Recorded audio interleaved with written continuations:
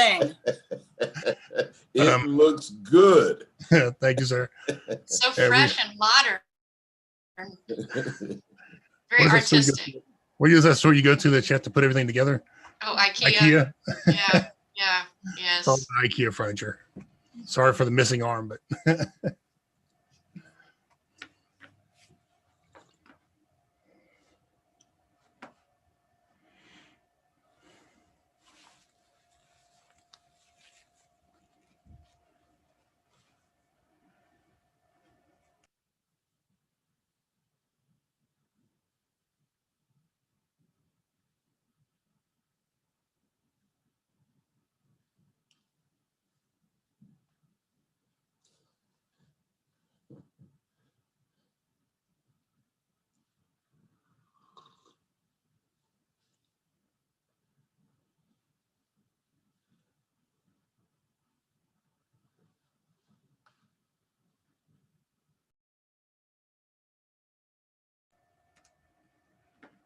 ladies and gentlemen, we are live on Facebook and YouTube and the website.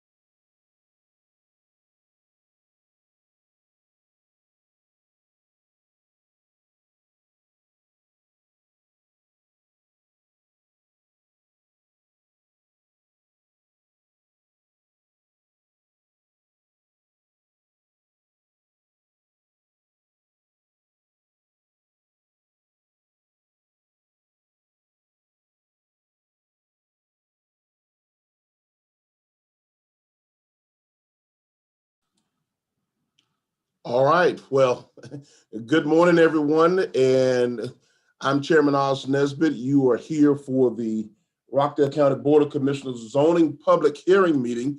It is 9 o'clock and we are doing our meeting virtual here in Rockdale County. I have joining with me so far the Planning and Development Department and their complete staff. Also our Legislative Affairs Director and County Clerk, Ms. Executive Director Jennifer Rutledge. Also, the Honorable Commissioner, Dr. Doreen Williams is with us as well. And I do believe that our county attorney is also, Mr. Carter Begg is also with us this morning. We have several guests and speakers who are joining us to be a part of this virtual zoning meeting here in Rockdale County. Commissioner Washington will be joining us very shortly. I'd like to go ahead and get started and simply call this meeting. I'm here. Order. Thank you. Good morning, Commissioner. Chair, I'm here. I am here. Absolutely.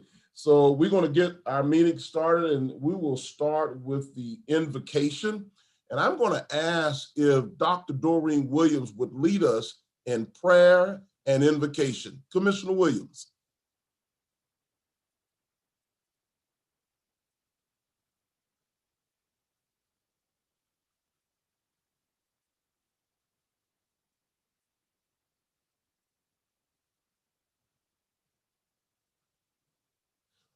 All right. Okay. I'm not sure the commissioner can hear me. Are you there, Executive Director Rutledge? I am here, Mr. Chairman. Can you hear me? I hear you loud and clear. If you would lead us in a word of prayer and invocation, I greatly appreciate it. Yes, Mr. Chairman. Let us pray. I want to thank you, dear Lord, for this day and for our leaders of this county. Please pray for their wisdom and for the decision-making skills that they will need to guide us into the future for our community. It is in your name that we pray. Amen. Amen. Thank you so much, Executive Thank you. Rutledge. We will now have the Pledge of Allegiance. I believe that our public relations staff have that on cue and in order for us to move with our Pledge of Allegiance.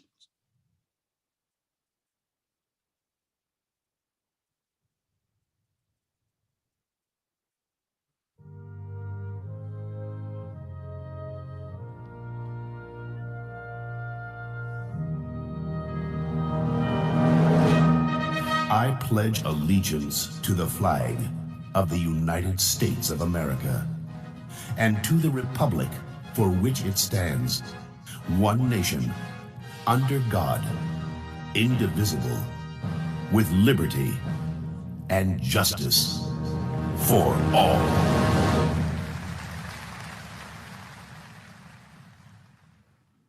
Well, thank you to the public relations staff. That was a nice presentation of our Pledge of Allegiance.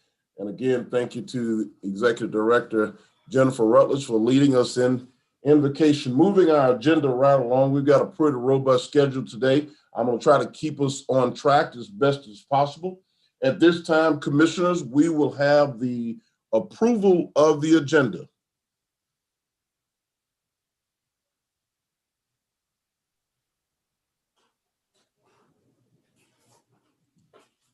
This is Commissioner Washington. I move that we approve the agenda as presented.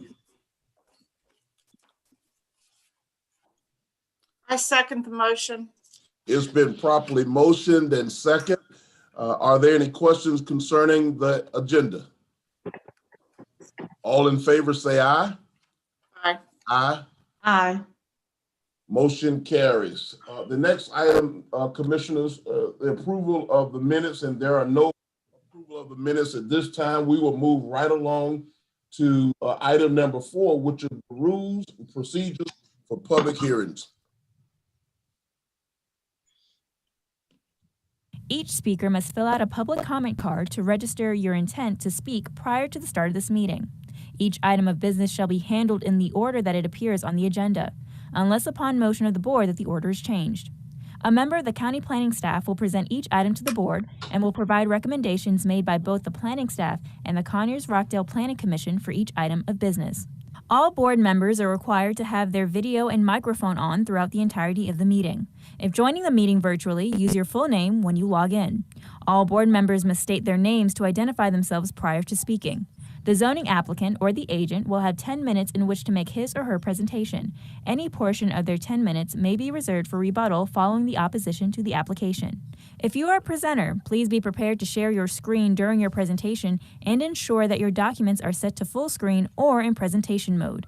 If you have pre-registered for public comment, the secretary will call your name when it is your turn to speak, and the meeting facilitator will unmute your microphone, and you will need to start your video and unmute your microphone. After the applicant's presentation, all registered speakers who wish to speak in favor of the application will then be heard. They will also be limited to a total of 10 minutes. Once the applicant has made his or her presentation and the speakers in favor of the application have been heard, the secretary will then call upon the registered speakers in opposition to the application. The opposition shall likewise be limited to a total of 10 minutes. Once the public hearing portion is closed, no other speakers will be heard. As a reminder, speakers are to address the board, not the applicant or the audience, and are expected to conduct themselves in an appropriate manner. The use of abusive or profane language shall not be allowed. No debate or argument between speakers shall be permitted. After all public comments have been heard, the board may elect to hold general discussion. However, no decisions will be rendered at this hearing. Decisions will be made at the next regularly scheduled Board of Commissioners meeting. This meeting is being streamed live on Facebook and being recorded. Due to audio sensitivity, please refrain from sidebar conversations or personal comments for anyone in attendance. There is a 15-second delay between the live meeting and the Facebook stream. All virtual participants' microphones will be automatically muted by the meeting facilitator. For those in attendance here in the auditorium, please do not stream Zoom or Facebook due to negative impacts on the audio. Comments submitted via Facebook will become an official part of the record. All right, very good, very good. So we will continue to move forward. There is no old or unfinished business at this time, commissioners. So we'll move on to item number 6, new business, and we will start with item A.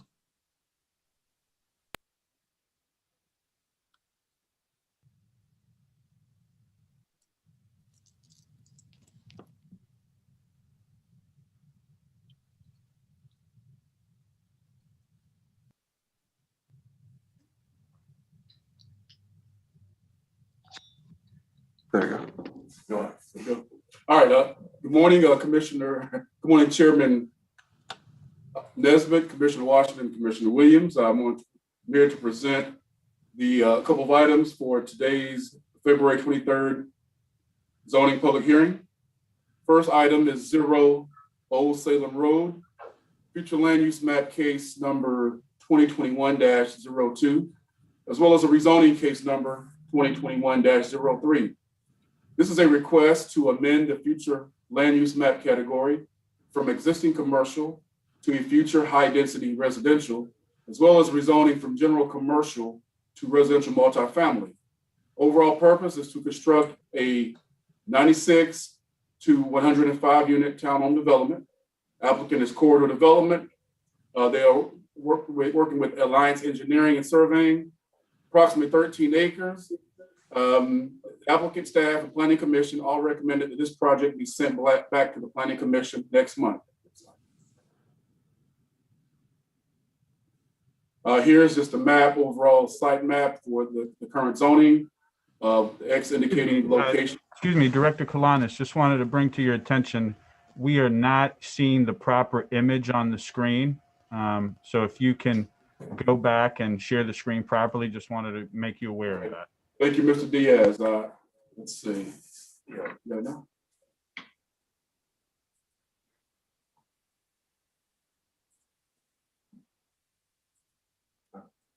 Straight now. Mr. Diaz, is that okay now? Yes, we can see it perfectly. Thank you, sir. Not a problem.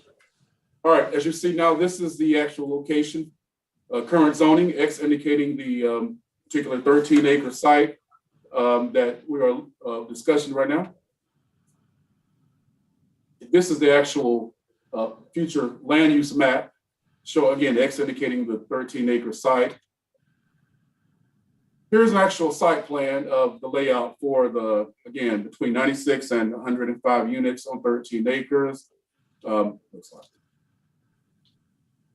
Now, what we indicated in red, this is an issue where our staff, along with the actual applicant, we talked about the need to reorient the need for an actual additional street to mitigate the 2 dead-end stubs that are existing on their existing site plan. We went back and forth. There was a time issue. And again, at the Planning Commission meeting, they decided as well that this needs to go back to them after some further design. So at the Planning Commission, we decided that, well, it was decided at the time, and thank you, Terrence. It was decided at the time that this would actually go back before the Planning Commission. Staff approved it, good project, but we needed to actually get the design reoriented.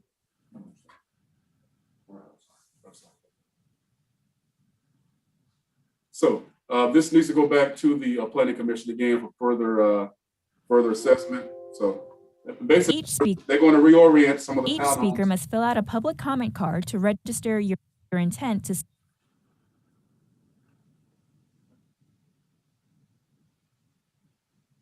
All right, so again, the recommendation for the applicant, staff, and the Planning Commission was that for this to go back to the Planning Commission next month. They wanted to reorient that one section that was indicated in red. So those townhomes will actually be front facing. We're trying to mitigate those 2 dead end stubs, and the applicant as well as the Planning Commission, we all agreed that this needed, it was a good project, but this needed to make those changes. Therefore, this will go back to the Planning Commission next month. Thank you, Director Johnson. Commissioners, I think we're hearing the director saying that this particular project, as it is right now, for a little bit further review, will be going back to the Planning Commission, and then it will return back to the Board of Commissioners at a later date. Is that correct, Director Johnson? That's correct. Again, yeah, there's some changes, you know, the 2-car, we want the 2-car, sidewalks and so forth. But to mitigate those existing stubs, we were looking at reorienting the buildings, and they agreed to do that. And so, again, this needs to go back for further review for the Planning Commission and go through the process once again. But it's definitely a good project so far. They just need to go back and reorient some things. So, thank you so much. Thank you so much. Is there any a other motion needed? business? Go ahead, Commissioner. Is there a motion? Do we need to? Do we need? You a want, motion? I can answer that. I think I know what you're saying, Commissioner Washington. Chairman, if you would allow me. Go right ahead. This would have to finish going through the process. There is no voting during a public hearing. So it would have to go to your agenda in March, and then you'd have to vote to send it back to the Planning Commission. But I think if I'm hearing Director Johnson right, that would at least allow the applicant more time to work on their project, and the board could still provide input. That is correct. And that brings clarity to it there. Commissioner Washington, does that bring clarity to what you were referencing? Yes, sir. All right, very good. Thank you, Executive Director Rutledge. Director Johnson, is there any additional business on this particular item before we proceed forward? no, sir. All right, let's keep it moving. So we will now go down to item B on your agenda, Director Johnson. Yes, sir. All right, next item is 2385 Gees Mill Road Northeast and Glen Road, future land use case 2021-03, as well as a rezoning case 2021-04. The request is to amend the future land use map category from light industrial and medium density residential to high density residential. Also to rezone from single family residential to residential multifamily. Purpose is to construct a 251 unit townhome. The applicant is Inline Communities LLC, looking at approximately 60 acres. And again, the address 2325, 2385 Gees Mill Road and 0 Glen Road in Conyers. Okay. All right. Just a little background on this one, Mr. Chairman, that this is a resubmittal. Initially, the applicant came in, and as you see on the map here, where you see Sigmund, Glen, Gees Mill up top. The Sigmund area where you see some of the industrial is actually the city of Conyers. Originally, the applicant came in, and this was a much smaller in scale in terms of the size of the particular project. After some meetings, discussions with the actual residents in the area, they actually went back and actually obtained more acreage, and they actually moved their footprint further to the west, further away from the actual existing subdivisions and all. They actually went from, they added 30 more acres, hence the actual 60 acres now. They also increased from 155 to 251 unit townhomes. They went from 5.5 acres to 4.16 acres. So they decreased acreage, they decreased density and actually more green space. And again, this is some feedback they had several meetings with residents, trying to be a good neighbor, a good partner. They decided to go back and they moved their footprint closer to the city of Conyers, closer to the actual existing industrial areas, and not moved away from the actual existing residential. And this will make a nice gradual transition from the city of Conyers light industrial to our existing single family. So it'll be light industrial, then you'll see the this existing townhome, the new townhome proposed, and then the actual existing single family. So, all right, next you'll see a future land use map showing the what's proposed for the area. And again, you see medium density residential as well as the light industrial in the city of Conyers. All right, next we are looking at current zoning maps and the city of Conyers maps. And so again, showing I guess the differences in zoning what the city of Conyers has on the right, and then on the left is actually Rockdale County. And again, we're going from a light industrial in the city of Conyers transitioning to a proposed townhome multifamily, which then transitions into a stable single family in Rockdale County. All right, here are some revisions that were made from to the original development proposal. Last July, they looked at 177 units initially, 28 acres approximately, almost 6 acres. Rental cap, 15, 2-car garages at that time, none. As you see, you progressed further down from January 28th to February 10th, 2021, acres went from 28 to 60, so a lot larger. Number of units went from 177 to 251. Acreage density went from 6.3 to 4.1. So actually they did increase the actual size of the scale, but it's a lot more green space and the density did decrease. And the rental cap of 3%. And again, there was some back and forth, some meetings with the local residents in the existing single family residential communities. As you know, renting these out is a concern of the existing single family people in the community and all. And so the applicant did agree to a 3% rental cap and all 2-car garages as well. So no more 1-car garages for this proposal. All right, last August, here is a master plan that was submitted at that particular time, showing the layout at that particular time. And so, this is the more recent. Again, it went from smaller 28 to 60 acres. As you notice, this is the more recent edition of the concept. If you look in the middle, again, they went from 28 to 60 acres, but a lot more green space. You have front entry as well as rear entry loaded for garages, all 2-car garages, plenty of green space. They actually moved their footprints, and at the bottom of the slide is where the city of Conyers are. And so they moved further down to give, I guess, more of a buffer to the actual single family that's existing north. And so I think, again, after having some feedback and some discussions, meetings with the public, that's one of the, I guess, the concessions that the applicant did make, again, to show that they listened. They still want to have a good quality product, but they did decide to move the footprint further away from the existing single family. But again, this makes a nice transition from the city of Conyers light industrial to a proposed townhome residential multifamily that will then transition to the existing single family in Rockdale County. And this right here is just another, I guess, a site plan of what you just saw earlier.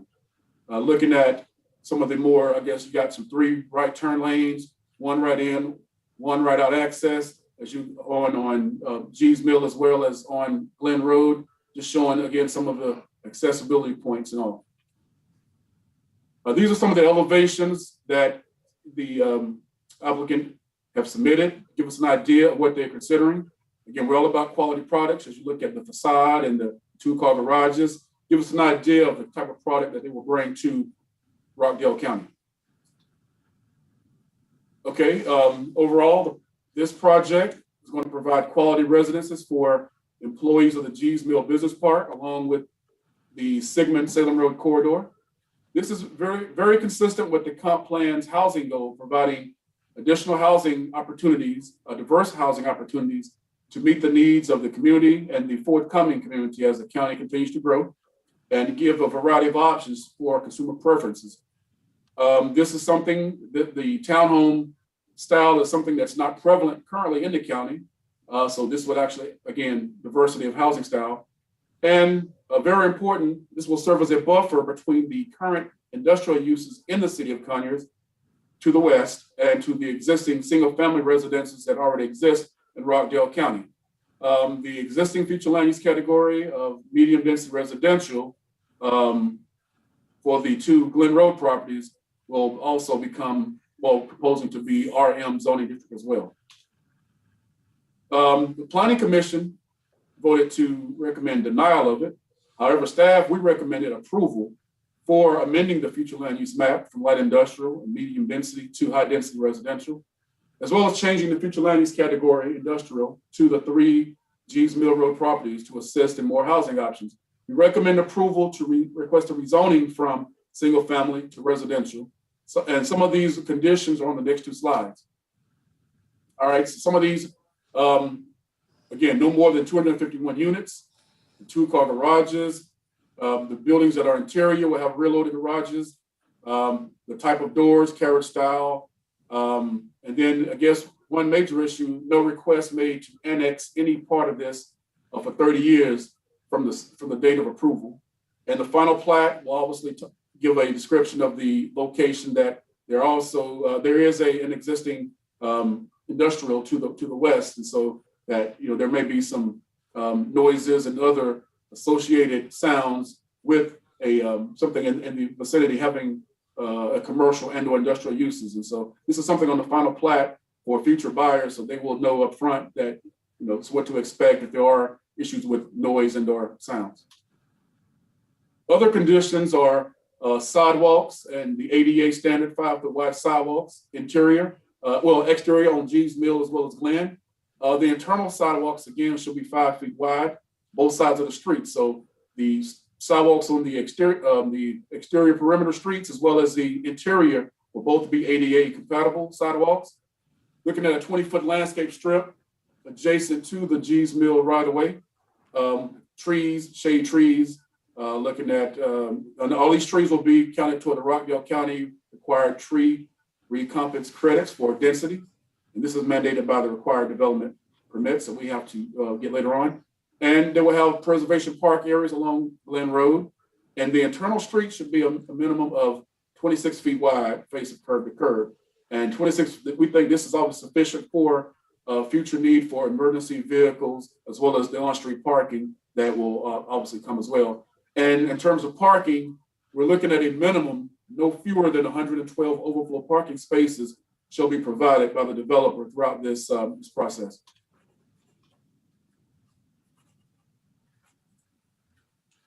Okay, all right. This concludes the conditions. Again, staff recommended approval with these conditions being complied with, and again, the planning commission voted denial. Thank you, Director Johnson. Thank you so much to you and your staff. I'm going to yield to the commissioners. Commissioner Washington.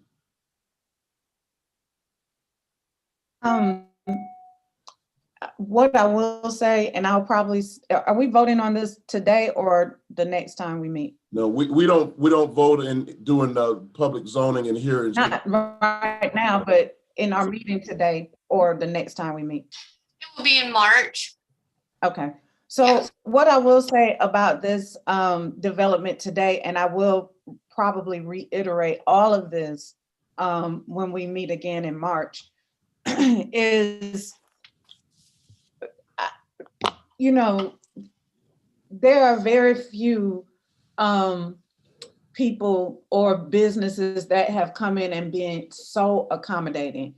If you all will remember, when they were here to begin with, and they presented their plan to us, I literally gave it back to them and told them that this wasn't anything that I was interested in even passing. And from that, they came to us and started to realize what we want, our standards for our community, that we weren't interested in 1-car garages, we weren't interested in substandard materials, that we want their best design within a certain price point, that we want a certain price point in order for them to come and build a community such as this, a townhome community in Rockdale County. Not only did they listen, they exceeded what I said. They acquired more land so that they can lower the density, so that they can put in a walking trail and have amenities. The parking issue, they have over 112 overflow parking spaces in this townhome community, which is at least meets my expectations, but exceeds it, because they understood that for me, parking and street width was an issue. They have better amenities. They're even talking about a dog park. They have a swimming pool. They have a playground for children. This is the kind of livable community that we want our residents to come home to and be able to be proud of their community. They reduced the amount of rentals. So it went from a 15% rental rate to a 5% rental rate. So they addressed all of the concerns that we had. Not only that, they attempted to have a community meeting where they alerted all of the residents in 2 subdivisions that they were going to have this community meeting to inform them of all the changes that they've made, and only 4 people showed up. So I can't see a company coming in or anybody coming in trying to work with the community anymore. The next thing I will say about economic development is that everybody wants certain restaurants and shopping places and a certain lifestyle, but the people that you all are saying that you want here, they look at rooftops and incomes. And so when we increase the number of people here, as well as have our communities at a certain price point, that is what drives restaurants to come in, certain businesses to come in, and industry. So it's all in tandem. And this is the kind of community that would support those kinds of economic development initiatives. And with that, I will, like I said, you will probably hear all of this again in March when I cast my vote. But I thank the community for all of the work that they've done to give us a very high quality plan for this development. Well, Commissioner Washington, to say that you're passionate would certainly be an understatement. And there's nothing for me to say, so I'm going right to Commissioner Williams. Commissioner Williams, what are your thoughts dangerously following Commissioner Washington? I have some questions, really. Okay. So my first question is always, why did the Planning Commission recommend denial? Director Johnson, would you give us the information regarding the reason for denial by the Planning Commission, please? Yes, sir, Mr. Chairman, as well as Commissioner Williams. There at the Planning Commission meeting, they had during the public comment hearing, there were some citizens that came out, and a few of them spoke in opposition. Some of them mentioned issues like low income and certain, I guess, quality of life concerns about bringing in multifamily homes and so forth. Others talked about that even though there were meetings that took place, that they felt as though they were not properly informed or the turnout was low. But it was a close vote. So I can say that it was not a unanimous vote for the Planning Commission, but some of the Planning Commission members, I guess, listened to some of the concerns and the issues raised by the residents.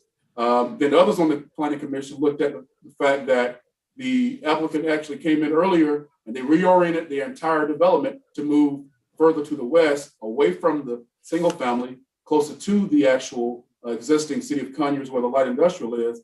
They increased the green space. And so it was a closer vote, but the majority just decided that for their whatever reasons that they wanted to deny that, again, based on some of the public feedback and comments. And so it was a close vote, but I think that was the deciding issue, was just listening to some of the comments of some of the people that spoke at the meeting. Thank you. So what is the price point of these townhomes? If I'm not mistaken, I want to say 240 to 250, starting off on the lower range, Commissioner Williams. Thank you. Another question I had, it sounds like by moving it west, we've mitigated some of the transportation concerns when we heard this presentation last year. People on Glen Road I'm very familiar with this neighborhood. I have very close friends that live there. So was that the reason for moving it west, or has there been a transportation study done? What will the impact of transportation be on that Glen Road side of the property? Commissioner Williams, yes, there has been a traffic study done. And so I think the applicant, as well as I think his traffic engineer, is available if you have any direct questions for those individuals. But again, they moved it west for several reasons. They wanted to be responsive to the complaints. Again, going from, the residents in the existing single family communities, we're used to having an open space, but this will allow a gradual transition, again, from the Sea of Conyers, light industrial, to this proposed townhome development to the existing single family. And so they actually made it, again, they increased 30 more acres, so it's 60 acres total. And so they moved the footprints further away from the existing single family, closer to the industrial, more green space, more amenities and so forth. But to your question, yeah, there was a traffic study committed. And so if you have any specific questions regarding the outcome of the traffic study, those individuals are available for Q&A. Okay, thank you. The last thing I had, Commissioner Washington talked about economic development and increasing our, rooftops and being able to bring in more of the retail and commercial that we're interested in. But we're looking at rezoning this from light industrial to multifamily. Is that right? Or the land use map, or amending the land use map to redesignate it from commercial to high density. So what will be the impact, and maybe you can't answer this, but this is a question I've got. What will be the impact of losing that industrial land to residential? That's probably a philosophical question, but again, it's been vacant for a number of years apparently, and single family homes adjacent to an existing industrial.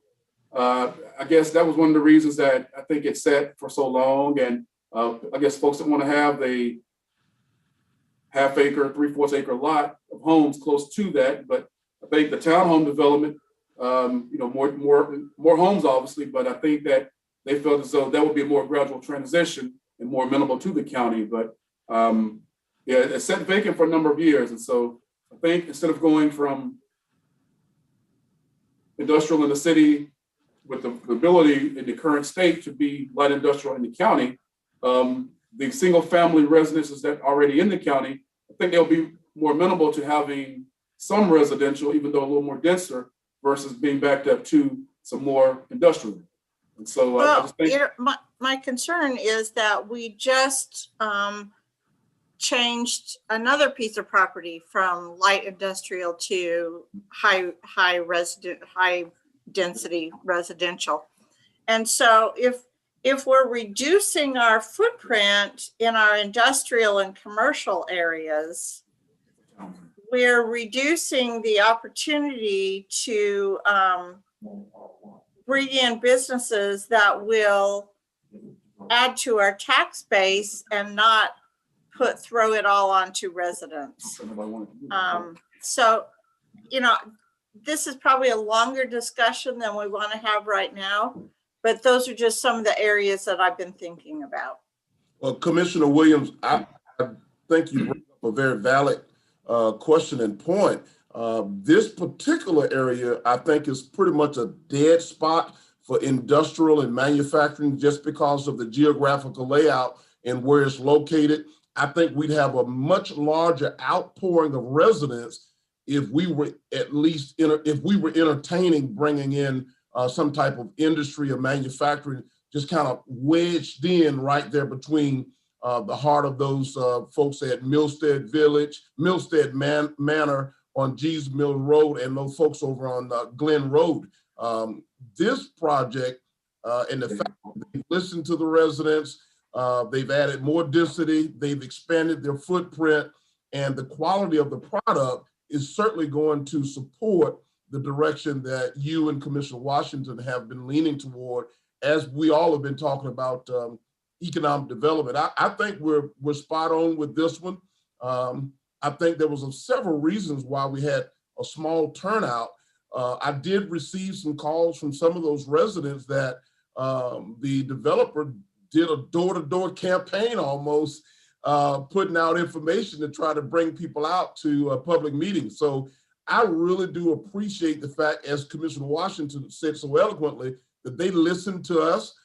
She turned them around and they came back to us, and they came back with a much better presentation. But in regards to that particular land parcel right there, it wouldn't be ideal for industrial or manufacturing, wedged in right in the midst of residential. And to support what Director Johnson just stated, it has been empty and vacant for a number of years. So I think for us, this is an opportunity. I think at the appropriate time, this board will be encouraged to make the vote going forward here.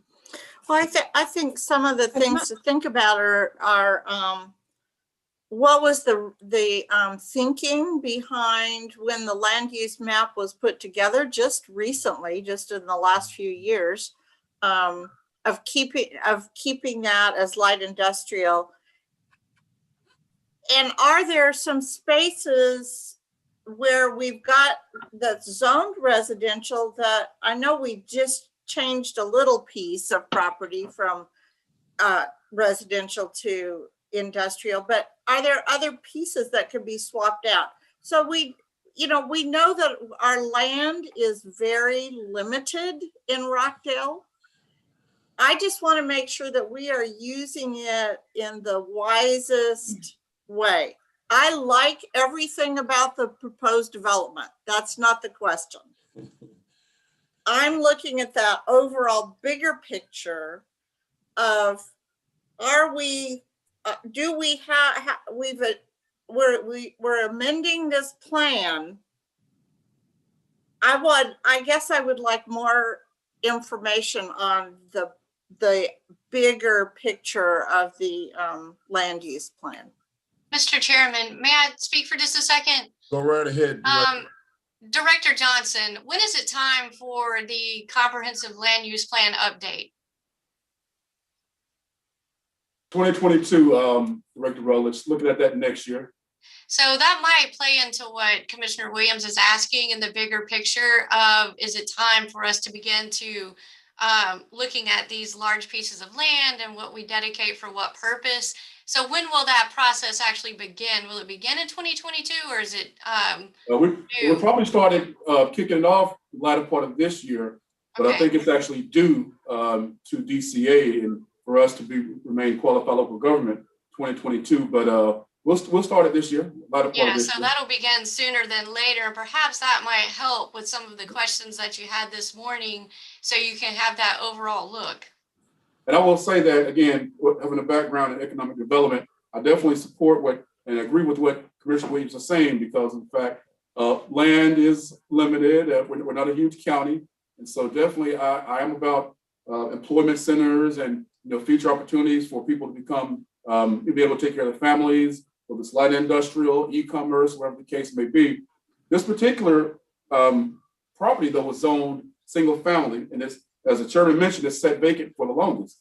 Now, the future land use, which was for whatever reason showed it as light industrial, but currently was single family. And again, it's been sitting for a longer time. And so I think the single family zoning currently, obviously, I guess people looked at it and said, I don't want to be that close to the light industrial in the city of Conyers, but I think this will allow a buffer, a nice gradual transition from the existing light industrial to the existing single family homes that the chairman mentioned as well. So, it's been sitting there for a while, and I think put it to good use for the taxpayers of the county is something we should look at. But you're right, and the Commissioner Williams is right. We definitely want to look at some of the future land uses, designations for next year. to make sure we don't ignore the non-residential components, whether it's commercial retail, industrial, e-commerce, and things of that sort. So you're right. That's something we will look into. Thank you. Yeah, that's really my biggest issue is balancing out the small, limited land that we have and making sure that we need more residents and homes at that price point with home ownership. But we also know that we need more industrial and commercial spaces to bring in those tax dollars. So I guess what I am hoping to see as this comprehensive land use map gets a revision and a closer look at is the rationale for each designation and the economic impact, the related economic impact. And maybe we need to hire somebody to do that, who specializes in that kind of thing.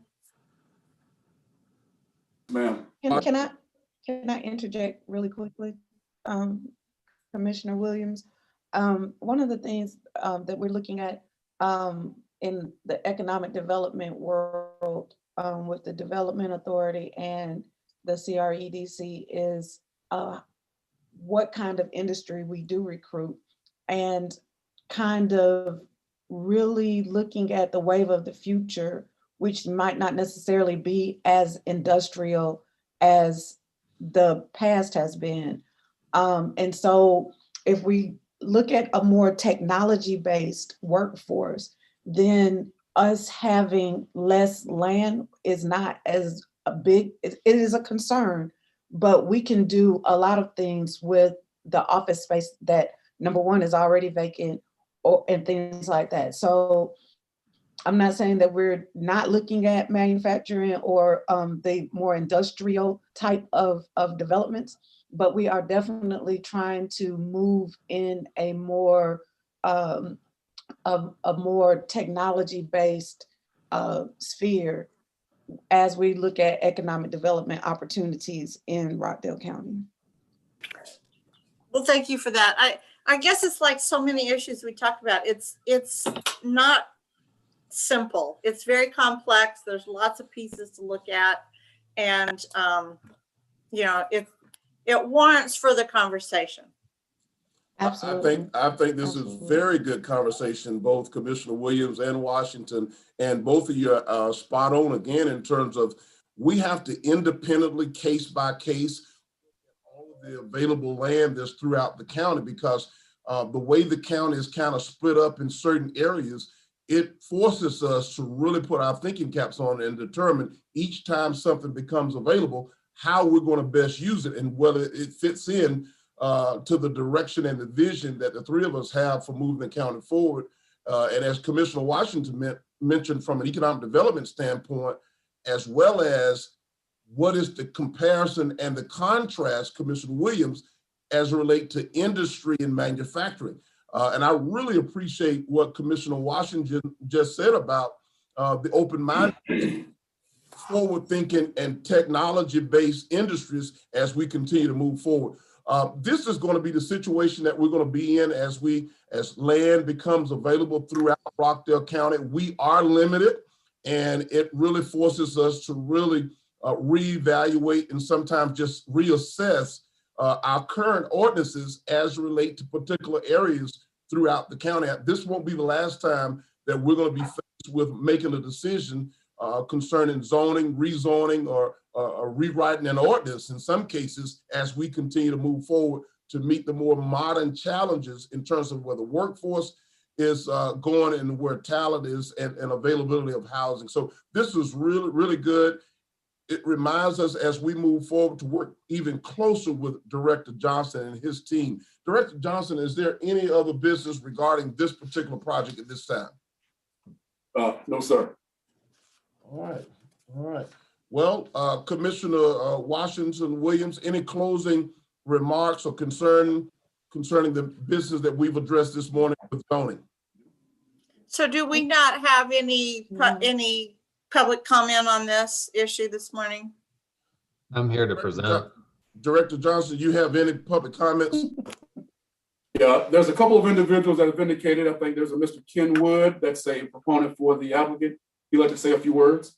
Okay, all right. We'll have him come forward. Mr. Wood, I see that your microphone is, there you go. Very good. Good morning, sir. Yes, hey, morning. And so you said, so I'm the applicant, Kenneth Wood, 350 Research Court, Peachtree Corners, Georgia.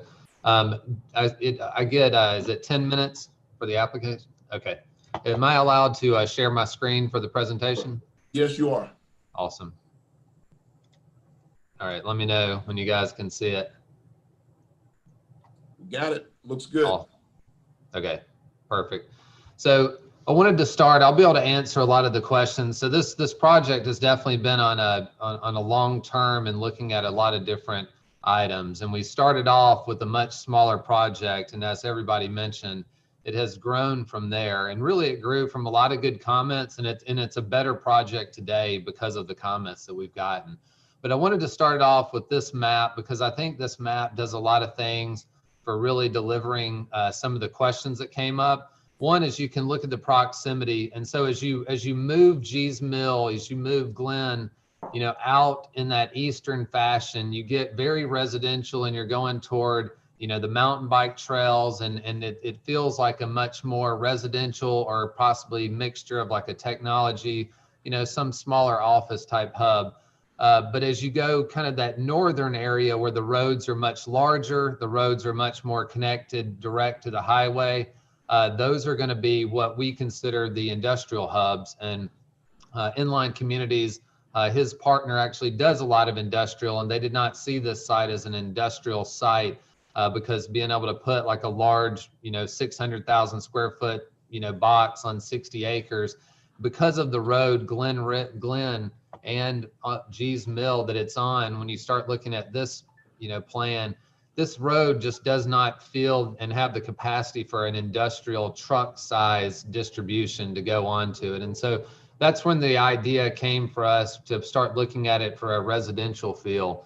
And then as we started peeling back the different layers of the residential, we got to exactly how it fits within the area.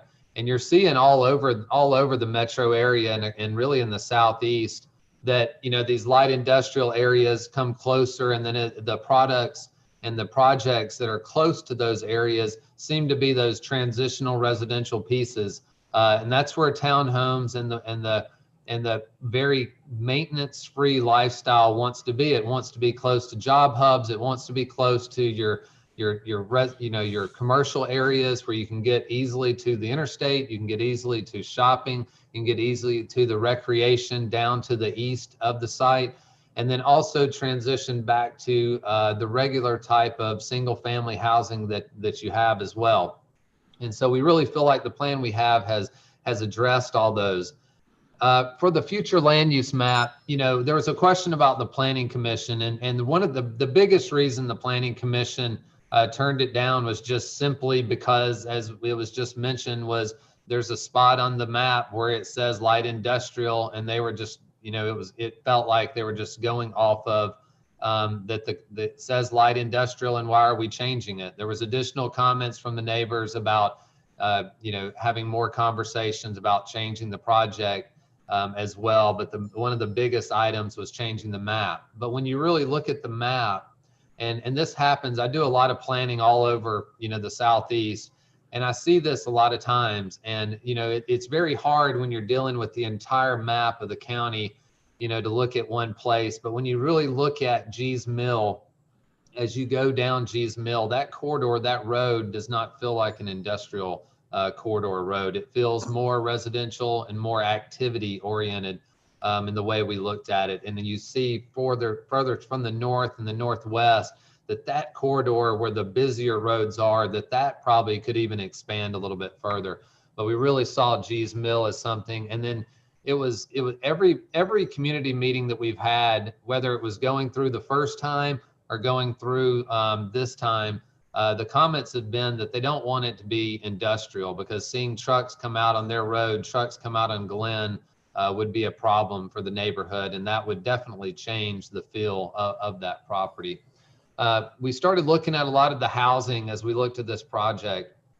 And we saw in a lot of the different plans that there's such a need for diverse housing in Rockdale County, and that 44% of Rockdale County's workforce commutes into the county for employment.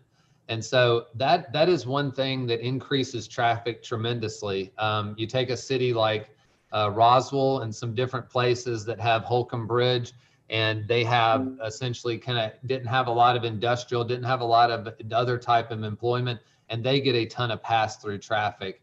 And so a lot of that is helped out by bringing in a lot of diverse living, diverse price point, every type of housing that, is out there, whether it's single family detached or townhomes. And this track really sets itself up for a great townhome track, transitioning from the industrial to the townhomes and then to the single family. And the price point we looked at is somewhere around 250, 275, and then going up into the 300s as it moves up.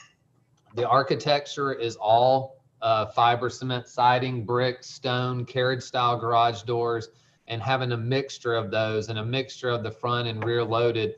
And all that really is what creates great communities.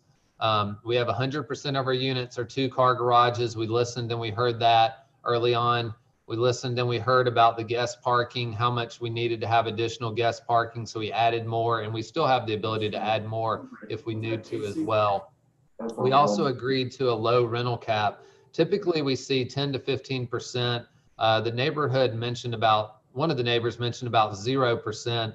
And that just doesn't give anybody flexibility. I mean, at some point someone's going to move out there and have to rent for a couple of weeks or a month while they're trying to find another, a house, or, sell that house or whatever is happening. And so there's always, family or some type of situations that you need something, but we agreed to a 3%, a very, very, very low cap on this.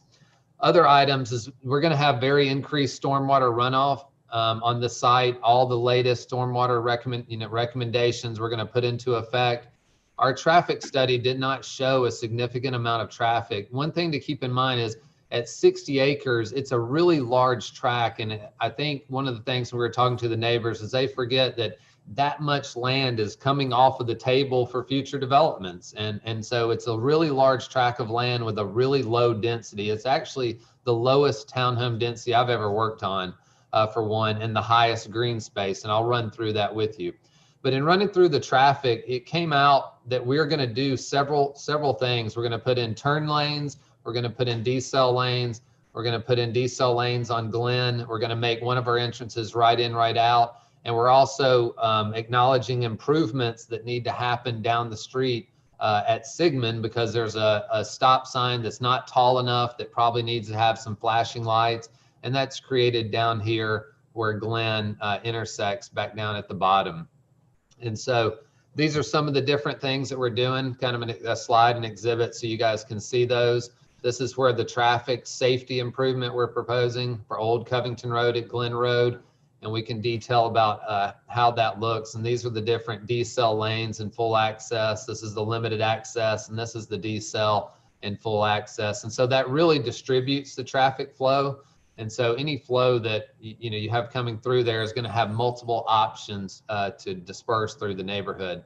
These are all the opportunities for public comment that we had. As you guys know, we went through once. We had community meetings at that time, the advertising, letters sent out. We had additional community meetings this time. And we also went through planning commission hearings twice, as well as board of commission hearings on the first one.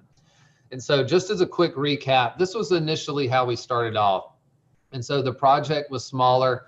We tried to give about a 50-foot buffer and different buffers in different areas to the residents. And we had some good feedback and good conversation about the preservation areas. But at the end of the day, the comments we got, we didn't feel like we were hitting the mark with the plan. And so what Brian at Inline did is he started talking to the neighbor, and it literally just lined up that property was available. And so if I scroll down to the current plan, this is the current plan, and we're completely comfortable with the current plan because the uses that are on the south side, those are not the heaviest industrial uses. They're a little bit of a lighter industrial uses. We've driven through there. We understand what they do. They're not as loud as your typical industrial that you might see with rock crushing and other things that could happen, in other areas. And so we're comfortable with those. We did give a large buffer to this entire area back here as well, but we pushed everything back. One of the comments was from the neighbors early on was push everything off of G's Mill Road. So we did that. We basically have good stormwater ponds. And then at the end of the day, we have over 65% open space. And so what's required by code is 400 square feet per unit.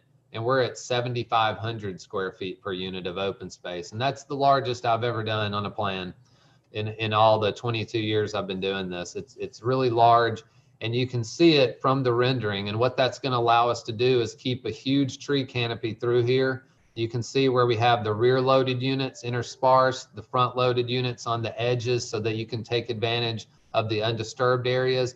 And then we, essentially have the ability to put walking trails all through here. We have a large amenity, large playground, and then we also have all these other pocket parks here, here, here, and then all of these face over parks as well. And then we can put a centralized dog park here, and it just gives us the ability to have undisturbed trees.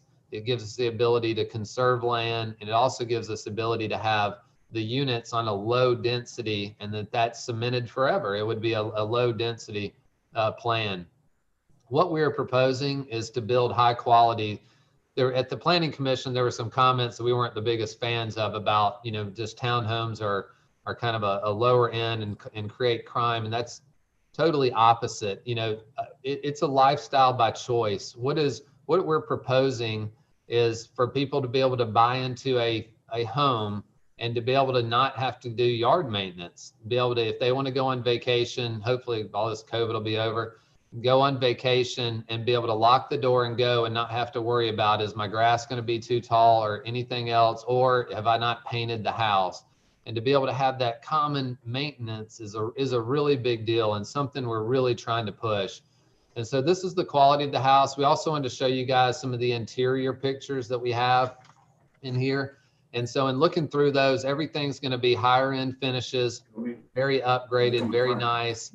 They're spacious units going through, and that's throughout, whether it's the bathrooms, and then you get down to our amenities. And so we're providing playgrounds. We want to have a nice mail area for people to pick up their mail, including packages, trails through the woods. And this is probably a real picture about how this would feel through here. And then amenities that are going to be, whether it's passive park or it's also going to be pool style amenities. That's really what we're trying to get across. And so, with our project, what we're trying to do is we're trying to build a great community, and we're trying to build it in the right way. And so what's very much undisputed about this is our new plan has pulled all of our residents a significant amount away from all of the existing homes on the north, a significant amount. This distance here is, over 500 feet. This distance here is over 150 feet. And then all of this remains undisturbed. All of this remains undisturbed. We've explored the sewer. We know we don't have any problems with the plant and capacity. We've explored the traffic study and gone above and beyond that. We've provided a quality product with the amount of materials and everything that we're proposing. And we've basically taken the comments that we've got and we've come up with a layout that is, much more of a sustainable layout. It doesn't cause a ton of stormwater. We have so much open space, but we have ponds, we have the walking trails, and it's really probably one of the more unique plans because it does take such a large tract of land and be able to fit it on. And at the end of the day, our density is 4.16 units per acre, which is a very, very small density. And so it's definitely a project to be proud of. We were looking at the existing zoning, the industrial, and essentially the way industrial works, essentially would be a giant box across this whole middle part of the area. And all the comments that we have gotten has been that is not something that is a starter. And then this road just doesn't seem to have that capacity. And so, having the residential, bringing in a high-end townhome concept, low maintenance, high amenities, well appointed, so that we can come in here, distribute the traffic flow, and then maintain all of this. And we've already actually done grading plans, and we're actually able to grade very tight to these limits, which means that all of this area isn't going to be something the HOA is going to be strapped with maintaining. It's going to be existing woods. And so it's going to be something that'll be able to be preserved, and something that'll have trees that'll be able to remain there. And so with that, I can answer any questions that you guys may have about past meetings or future meetings and everything that we've been able to do kind of through this process. So one of my questions I should have asked earlier is, what are we looking at? 2-bedroom, 3-bedroom, 4-bedroom? What's the square footage of the units? Sure. I've got Brian Musoff, the owner of Inline, is actually on the phone with me. If y'all can let Brian Musoff unmute. Yeah, so they'll all be a minimum of 3 bedrooms, Commissioner, and the square footages, I think, are a minimum of 1,750 square feet and going up over 2,000 square feet. Are they two-level? Yes, ma'am. They're all two townhomes. They're like this. Okay. So my initial thought was this would be great for seniors, but having 2-level is not. Not something for seniors. Yeah, we're seeing some senior townhomes being built. We're seeing a lot of builders struggle with it, because to have it on one level makes such a long Right. house that it's kind of a challenge right now. I'm seeing them trying to figure it out though. But we do get, and Brian can probably speak to this too, in the townhome developments, especially the 2-story one. Most of them are 3-story, especially as you go closer toward Metro Atlanta, Sure. right at Atlanta. But we're really seeing a lot of empty nesters and seniors purchase them because of the maintenance-free lifestyle. Mm-hmm. And so even though it has the stairs, we're seeing a lot of purchasing of that happening. Well, and empty nesters are still in really good health when their children leave. They're still relatively young. So, yeah, I really like the renderings that are there, especially this top one on the left. I like that. I like the porches on the bottom one. Thank you. I've found, Commissioner Williams, Chairman, may I have the floor? Go right ahead, Commissioner. Thank you. What I found is that, like you said, the empty nesters are very geared towards this lifestyle because it does involve the maintenance-free lifestyle. But the other demographic that I've actually seen that enjoys this lifestyle are the busy professionals, especially the single professionals that they want to, like they said, just leave and go on a trip without worrying about maintenance and things like that. Or I know doctors, lawyers, engineers, all kinds of professional people that prefer to live in the townhome community. And I just don't want us to, I want us to have a high quality and definitely have standards for any kind of development that comes into Rockdale County, but I don't want us to get into the habit of discriminating or having a discriminatory attitude about people who decide to live in a community that doesn't have a yard.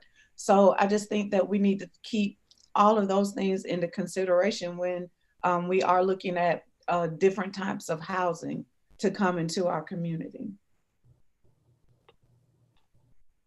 All right. Director Johnson, do we have any additional speakers? Yeah. Yes, sir. The auditorium. Okay, yes, sir. Mr. Chairman, we do have some people in the auditorium, and let's see if we could check up to see who is. 1 second. So I believe we had some folks online who were wanting to speak first, and then we'll move to the folks who came in person. How many do you have there in person, Tanner? We have 7. So are we monitoring the time? Yes. Yes. Okay. Yeah, they get 10 minutes, Commissioner Williams. So I don't see anybody who is, that's not the number. I don't see anybody who sent anything to me. There was one, but I do not see him on the. Okay. So we just got confirmation that one decided to come in person. So we'll go ahead and move to the in-person comments. All right. Thank you, Tim. All right. You like it?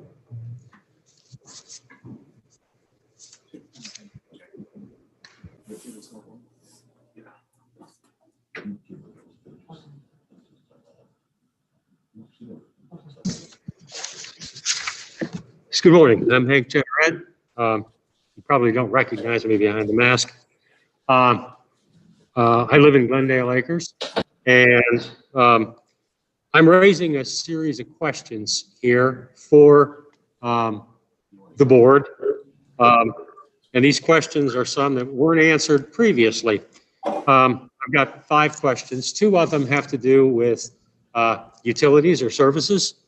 1 has to do with schools, and 2 have to do with traffic, and then I have a comment on valuation, which has been a contentious point since the very first meetings. When we start into this, we look at, okay, we did a study for one particular development. Having lived in the area since 2002, as the subdivisions grow, you see an aggregate effect happening in traffic and so forth.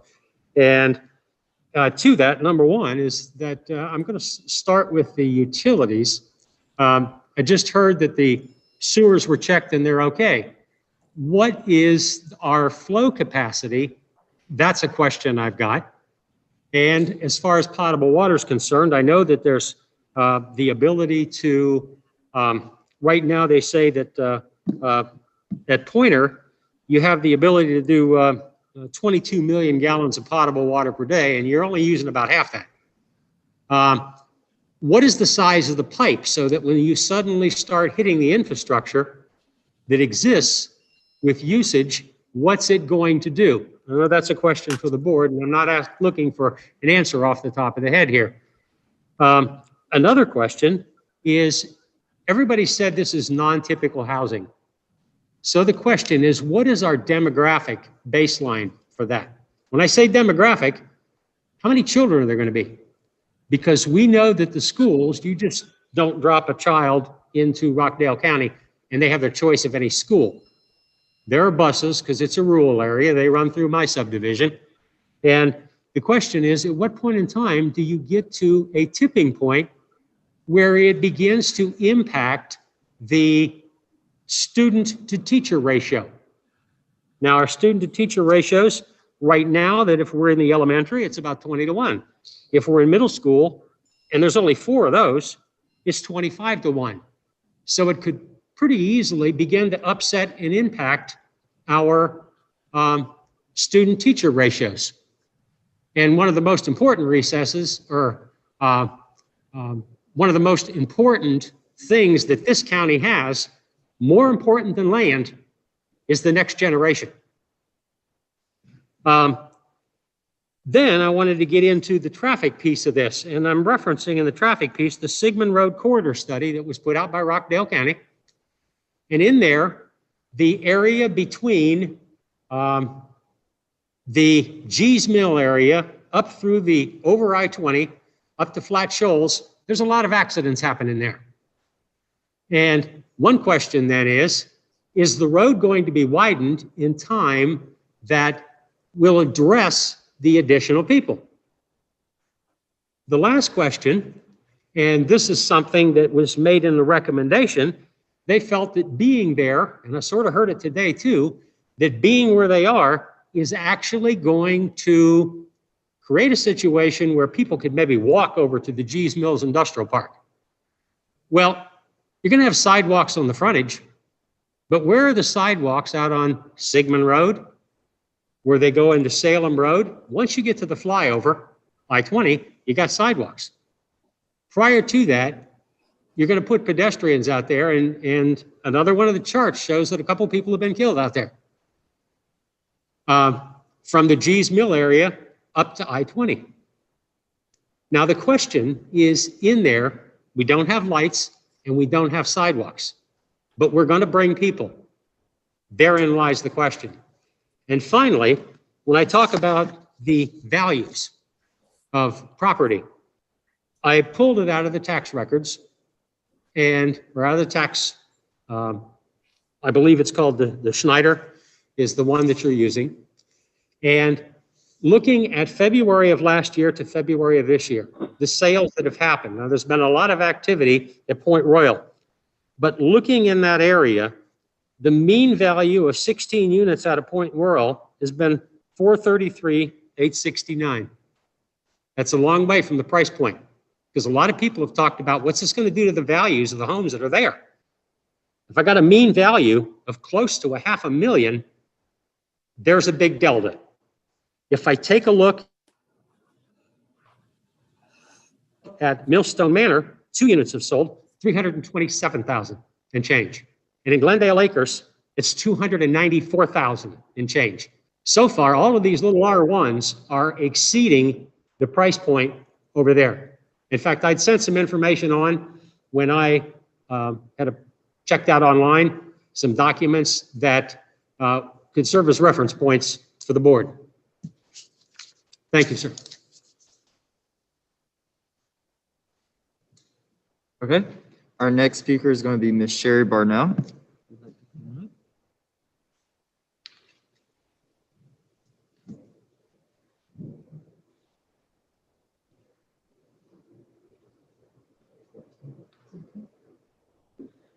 All right. Thank you, commissioners, for letting us speak today. We're here again.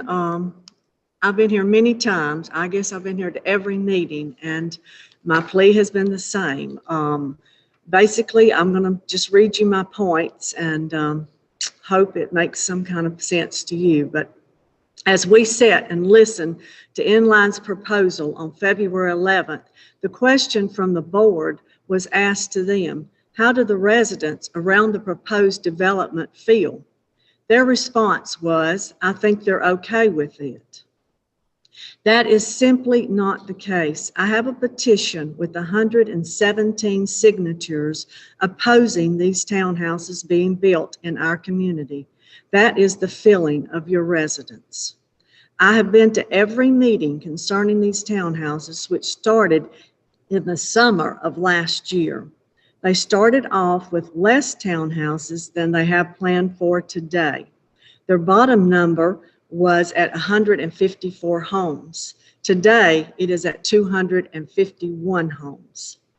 And I realize they took the opportunity to buy another 32 acres to make more money. But we, the residents, are worse off. Inline makes it a point to show additional green space. But reality is we see an extra almost 100 homes. It's 60 acres, the development. Okay, that's 251 townhouses. They have retaining ponds, they have roads, they have sidewalks, they have extra paved parking areas and amenities. And then they have the green space. Inline really plays up the green space point, like that solves this high density problem, but it does not. Like I told them in January, and I was one of the 3 people that was there. It wasn't 4, it was 3. And as I understand, when I spoke to people in the process afterwards, that they were not even notified, so they didn't know anything about it. A few of us received a letter, and I'm one of the 3 that was there. But I told them their main concern was making money. And they are not working with our community. They are taking advantage of what our community has, and that is 60 acres to build a bigger complex by 100 homes over their last proposal to our county. The acceptance of this proposal Inline would be in direct opposition to your residents, not consistent, not compatible with our single-family resident homes.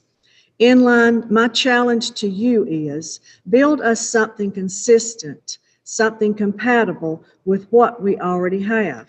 We love our county and we love our community.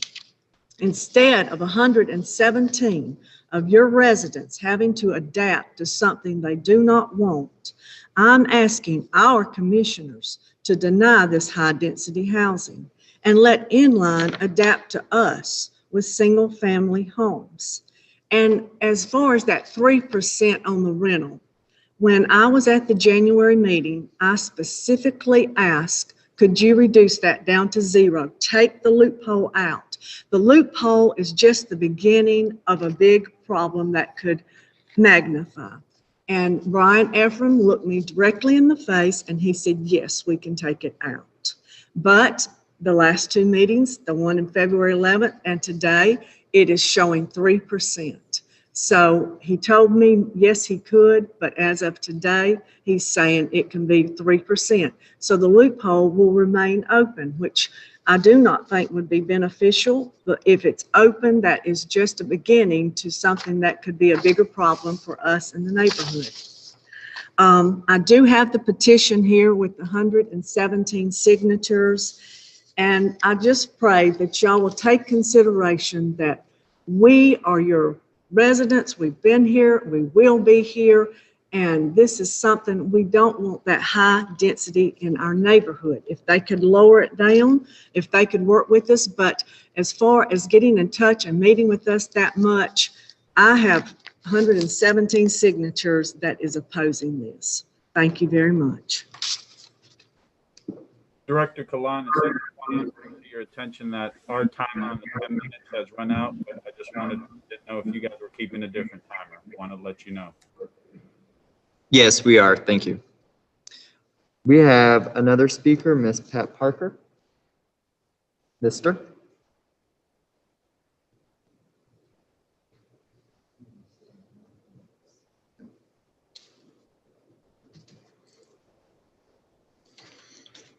Good morning. My name is Pat Parker, and I live on Glendale Court, 2557. I've lived there for more than 30 years, and I am not only a homeowner, but I'm also a business owner here in Conyers. I first want to talk about some of the untruths or misrepresentations that have been mentioned earlier about this project.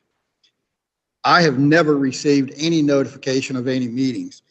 It was not the developer that went door to door. It was Sherry that went door to door to let everybody know, and we're all opposed to it. In fact, there is not a single person in our neighborhoods who is for this project. And there's many reasons for that. Housing values, loss of freedom, traffic, more crime, more pedestrians, etc. The developer keeps talking about the green space and the jog trails and the pool and the carriage style doors, the clubhouse and everything that's going to make this such a nice place. But that does nothing for the people who are already in the community. Those are only amenities to help him sell townhomes. And we've got enough townhomes in Conyers right now. We've been approving them left and right. That area that is industrial cannot take that many people. Our roads in that area cannot handle that much traffic. Sure, Sigmund Road is the biggest road right there by the project. G's Mill is not that big. And Glen, somebody mentioned they're familiar with Glen. Glen is a little bitty, narrow, winding road that probably doesn't get 100 cars a day on it. And according to their traffic study, they're going to put 1,857 cars a day in that area. That's what their traffic survey said at the last meeting, 1,857 cars a day. There's no way that that area can take that many cars a day. Several years ago, the church was approved right there at Dogwood and Glen, the Assembly Hall for Jehovah's Witnesses. On Saturdays and Sundays, the parishioners are out there in the street trying to direct traffic. The traffic backs up 20, 30 cars in a row. If we can't handle a church on Saturday morning and Sunday morning, how can we handle 1,857 cars a day? But that's not really what I want to talk to you about. I want to talk to you about the future of Conyers. As a business owner, this is important to me, and I think it should be very important to you. I have to plan and envision the future. And what I'm going to say is not popular, but it's important. The crime out here is outrageous. My business is constantly getting robbed. We're in a retail location on a busy street. I've had multiple trailers stolen, multiple trucks, multiple cars. My trucks and vans are getting broken into and the tools stolen on a regular, continuous basis. In fact, it's so bad we didn't even call the police anymore. It doesn't do any good. My wife, she got robbed at the horse park. They stole her purse and a $25,000 wedding ring. Now, luckily, they had been robbing people at the horse park for so long, the police put a sting and finally caught the people. But the crime out here is ridiculous. We have to do something about that. My wife works at one of the high schools here in Conyers. You would be amazed if you don't know about the number of lockdowns and problems and things that go into our high school. We have a big problem here in Conyers. Bringing in more low-income housing is not going to help that. It's going to make it worse. Our crime rate here in Conyers is double that of Sandy Springs and Roswell and quadruple of Johns Creek. We have skyrocketed in crime since 2001. That's the first year Rockdale started keeping records on crime. We are, however, better than Lithonia, but we're getting closer and closer to them. And why do you suppose this is like this? It's all because of the medium income in these areas. If you look at other areas, the medium income in Conyers is $39,000. In Sandy Springs, it's $74,000. In Roswell, it's $93,000. And in Johns Creek, it's $116,000. In Lithonia, it's $13,000. But look at what the crime index says about our community. In Rockdale, with 1 being perfect and 100 being terrible, our crime index is a 74 for property and a 36 for violent crime. You go to the higher income areas. Sandy Springs and Roswell are about the same. They're half of us. 41 for property and 20 for violent crime. Johns Creek, which has almost 3 times our income, is at 18% and 12%. Wouldn't you like to be at 18 and 12 as our crime index in Conyers? But we're really close to Lithonia. Their crime index is 95 out of 100 for property and 62 out of 100 for violent crimes. It's unfortunate about this, but all these facts about crime rates correspond with the medium income. And we're constantly approving low-income housing for Conyers while not forcing high-value housing. Look at Old Covington Junction, which is a subdivision about half a mile from where this proposed development is going to go in. It was put in about 15 years ago. If you've driven through that neighborhood, you see it's dilapidated and uncared for. That's what happens to low-income housing. We need to do housing in that area like across the street where they have $1 million homes. If they can sell $1 million homes across the street, why can't they be done and installed in this area? Those $1 million homes brings us in higher income and more affluent people. We're losing right now all our high earners and affluent people. They're leaving for Madison and other places. And I don't think we need to continue to lose those type of people. I think we need to bring in and make our city better. And I ask you, what's your goal for the future of Conyers? Are you wanting to become an extension of Lithonia? Call us Lithonia 2.0? Or do you have loftier goals to become a Johns Creek where the people feel safe? The people in Conyers can feel safe. You've already approved too many townhome developments, too many of them. I ask you to deny this proposed development and save the citizens of Conyers. Plan for the future. Shoot for the sky. Don't settle. We need to have these land developed into high dollar houses, more $500,000 homes, once again, like across the street. You have to remember, if you build it, they will come. Once again, I ask you to deny the proposal. Thank you so much. Do I get to respond, Chair?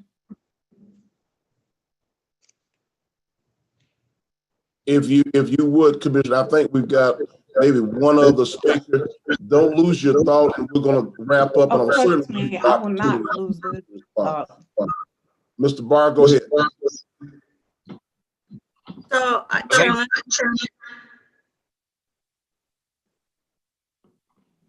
Go ahead, Commissioner. okay, so we're at 19 minutes. I thought we were limiting this to each side had 10 minutes. That is correct. If I can get you to hold just 1 second, Mr. Barr, if you would unmute your mic and go forward. Chairman, Mr. Chairman, just so you guys know, we have a future land use as well as a rezoning case. It's 10 minutes per item. So each side had 20 minutes. One for the future land use component, one for the rezoning. So it was 20 minutes per side, Commissioner Williams. So, but right now we're down to how much? They have 1 minute left. So, and then we can go to the 5-minute rebuttal, Commissioner Williams. Thank you. Yes, ma'am. Thank you, Director. Thank you. All right, I would like to add to that our pro side got 18 and a half minutes, so we have 1 minute left on the opposed side. If Ms. Priscilla open for it? I don't know what pro side. Priscilla. Priscilla.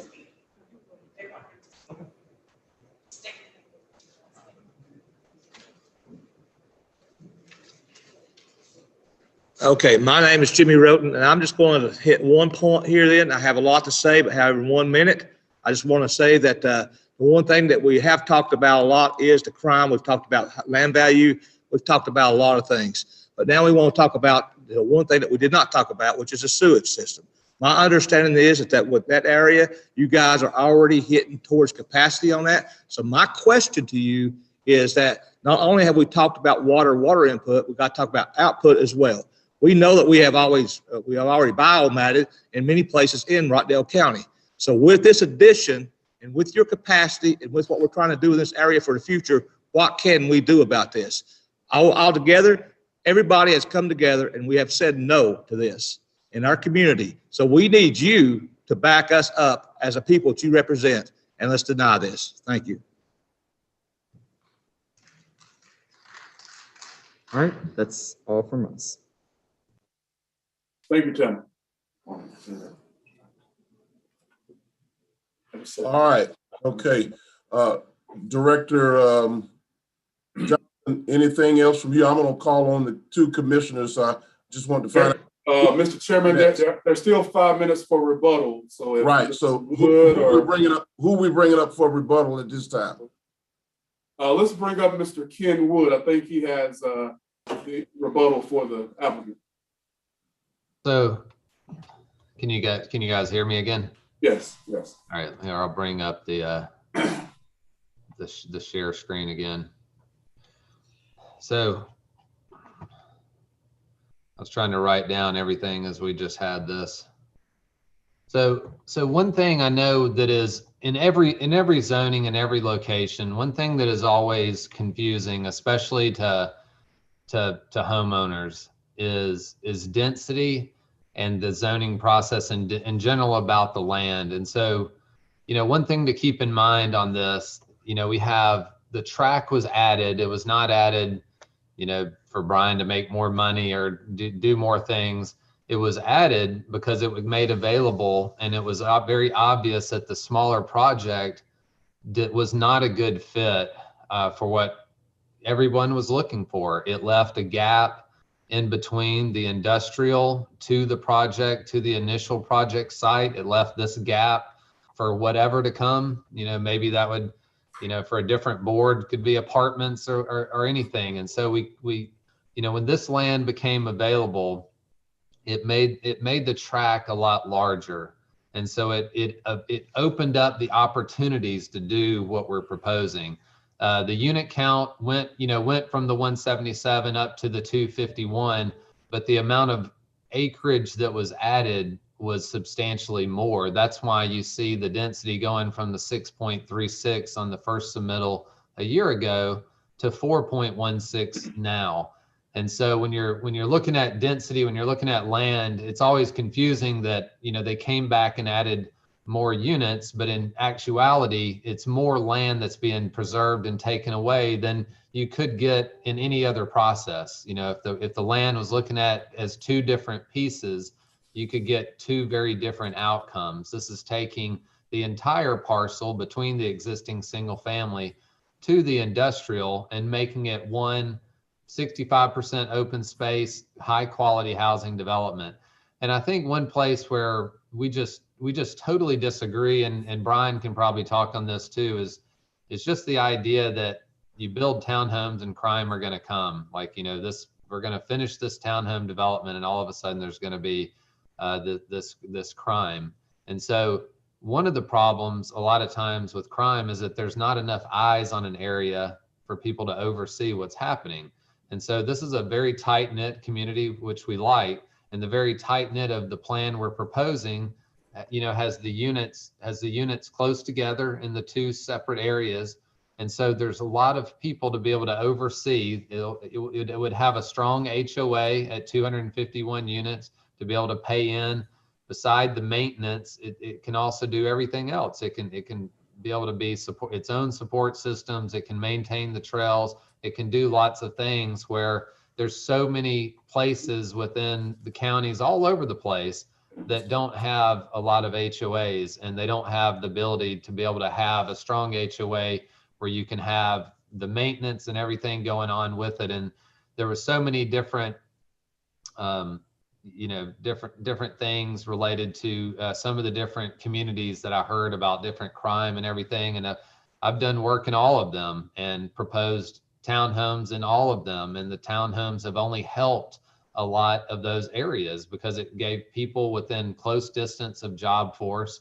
It helped a lot of the commuter traffic and the same thing that we're talking about today. And so I'll let Brian speak to a little bit of the housing the housing that came up. The last thing I'll say is that, I've been in constant communication with the water and sewer department about the capacity. And so our tie-in is across the street, and it goes down to a trunk line that goes down to the plant. And the amount of capacity that we're proposing in gallons per day, they did not see as an issue. And so they've even dropped flow meters into the existing sanitary lines so that they can look at what the flow is today and see if we're having any impact on that. And if there is, for some reason, a downstream line that had like one section that doesn't take it, that would be our responsibility for upgrading it. And so we'll do our part to make sure the facilities are capable of handling the sanitary that would be provided in there.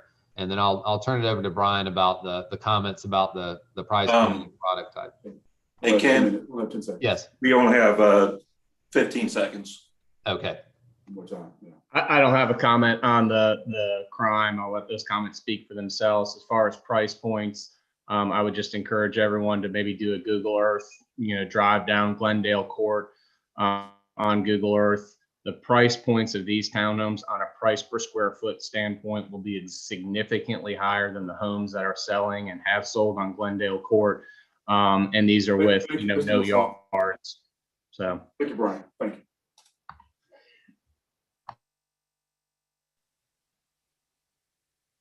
So Director Johnson, does that conclude your speakers? Yes, sir, Mr. Chairman. That concludes everybody today for this particular item. Thank you. All right, thank you so much. I'll go now to Commissioner Washington for closing remarks, and then we'll go to Commissioner Williams for closing remarks.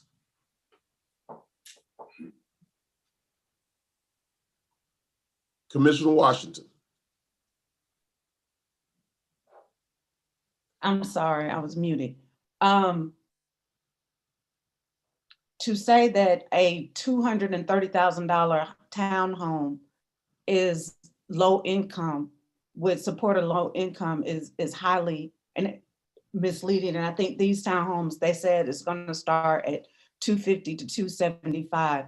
I did do a Google Earth, and I'm looking at homes on Glendale Court from a Zillow standpoint. They're starting at 170, 180. So the homes that I'm pulling up as I'm listening to the rebuttals are that I haven't seen a $500,000 home as of yet. And maybe I'm looking in the wrong vicinity, but I'm not going to call out the address, but on Glendale Court, I don't see anything over 175. So to me, these would be a substantial improvement to that neighborhood as far as price point. But one thing that I will say about some of the comments is that when certain people start talking about developments bringing in crime, that's often code words for a certain demographic of people.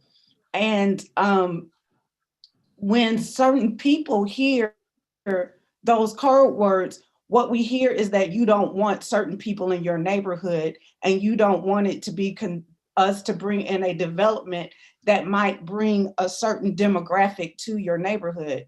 And I want to say that there is nothing in this development that doesn't support my vision of Rockdale County.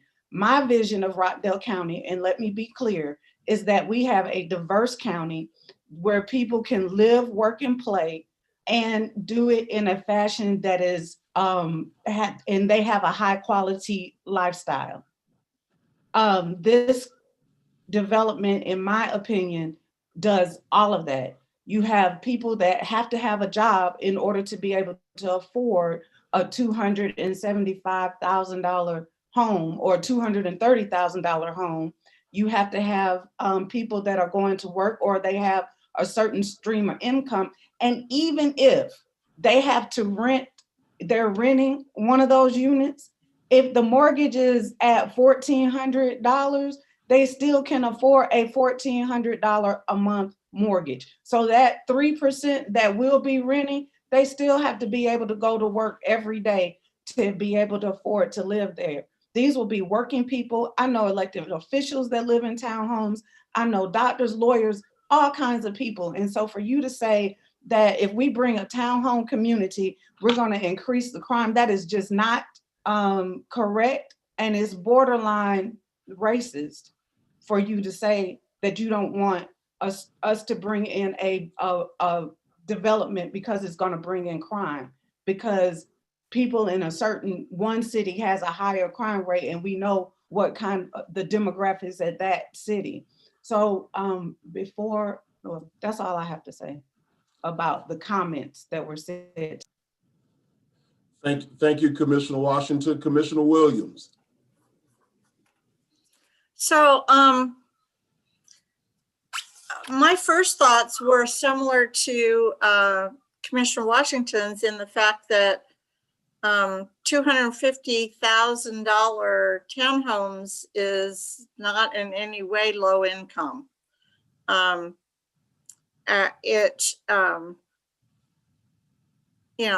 That requires steady work. People who buy homes are not there for crime. People who buy homes are there to settle, to become neighbors, to work in the community. And with a 3% rental rate is 7.5 out of 251 townhomes. So you're talking 244 homes that are owned by the people who reside in them. Another point too is when you consider square footage, the price per square foot, if they start at 1,700 square feet and the price is about 250,000, I didn't do the math on that, but that's well over $100 per square foot. It must be closer to $150 per square foot. which would do nothing but help neighboring homes. Because when you have a home appraised, it's often, the appraisal is often based on the price per square foot. So I still have the questions and the big overall interest in looking at it. We have not approved a lot of townhomes. I think the only one we've approved is one recently. The city of Conyers may have approved some, but as far as Rockdale County, we've only approved one set of townhomes recently. They're not many. So I think I'm looking forward to moving forward with this project. Not to say that I'm committing a yes vote to it or a no vote to it. I'm just saying I'm looking forward to researching it further. Thank you, Commissioner Williams and Commissioner Washington. A big thanks to Director Johnson and the entire team in planning and development for hosting this zoning meeting. I think we've had a lot of robust discussion about this project, and it certainly allows for all three of us commissioners to process our thoughts. We've had some good responses from the community, quite interesting, I might say, on several regards. But nevertheless, we've had feedback from the citizens of Rockdale County. And again, Director Johnson, is there any other business we need to take up as it relates to planning and zoning this morning in this hearing? No, sir, Mr. Chairman. This concludes everything we have on the agenda for today.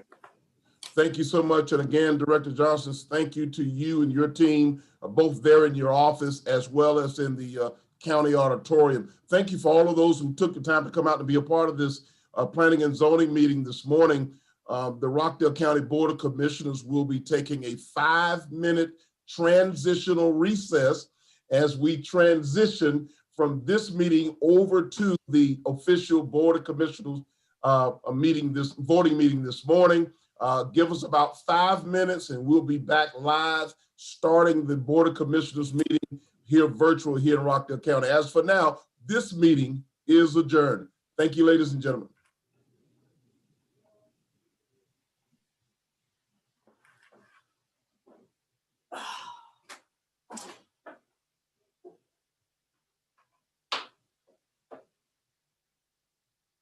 Rockdale County is a thriving industrial community on Atlanta's east side. As you can see from just looking behind me, things are growing in Rockdale County. With new developments making way for new opportunities. We're stronger than we ever been today. We've grown by 12% since we moved here. This vital pathway connects local businesses with the wider Atlanta area. The Sigmund Road Corridor, the industrial future of Rockdale County. Clearly, Sigmund Road is a huge economic growth corridor for Rockdale County. The Sigmund Road Corridor really is an excellent position and a place to be in for business. But what makes the Sigmund Road Corridor such a burgeoning place of business?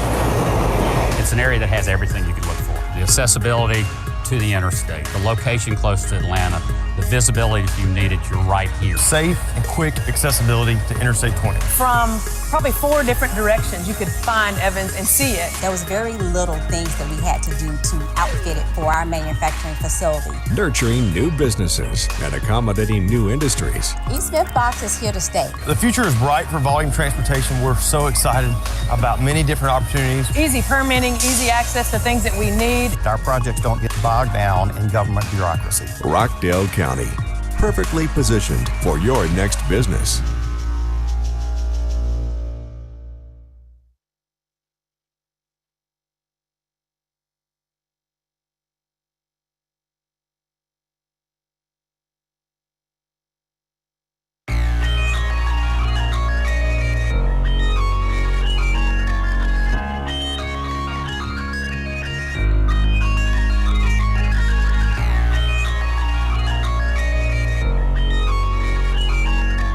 Here in Rockdale County, We make things.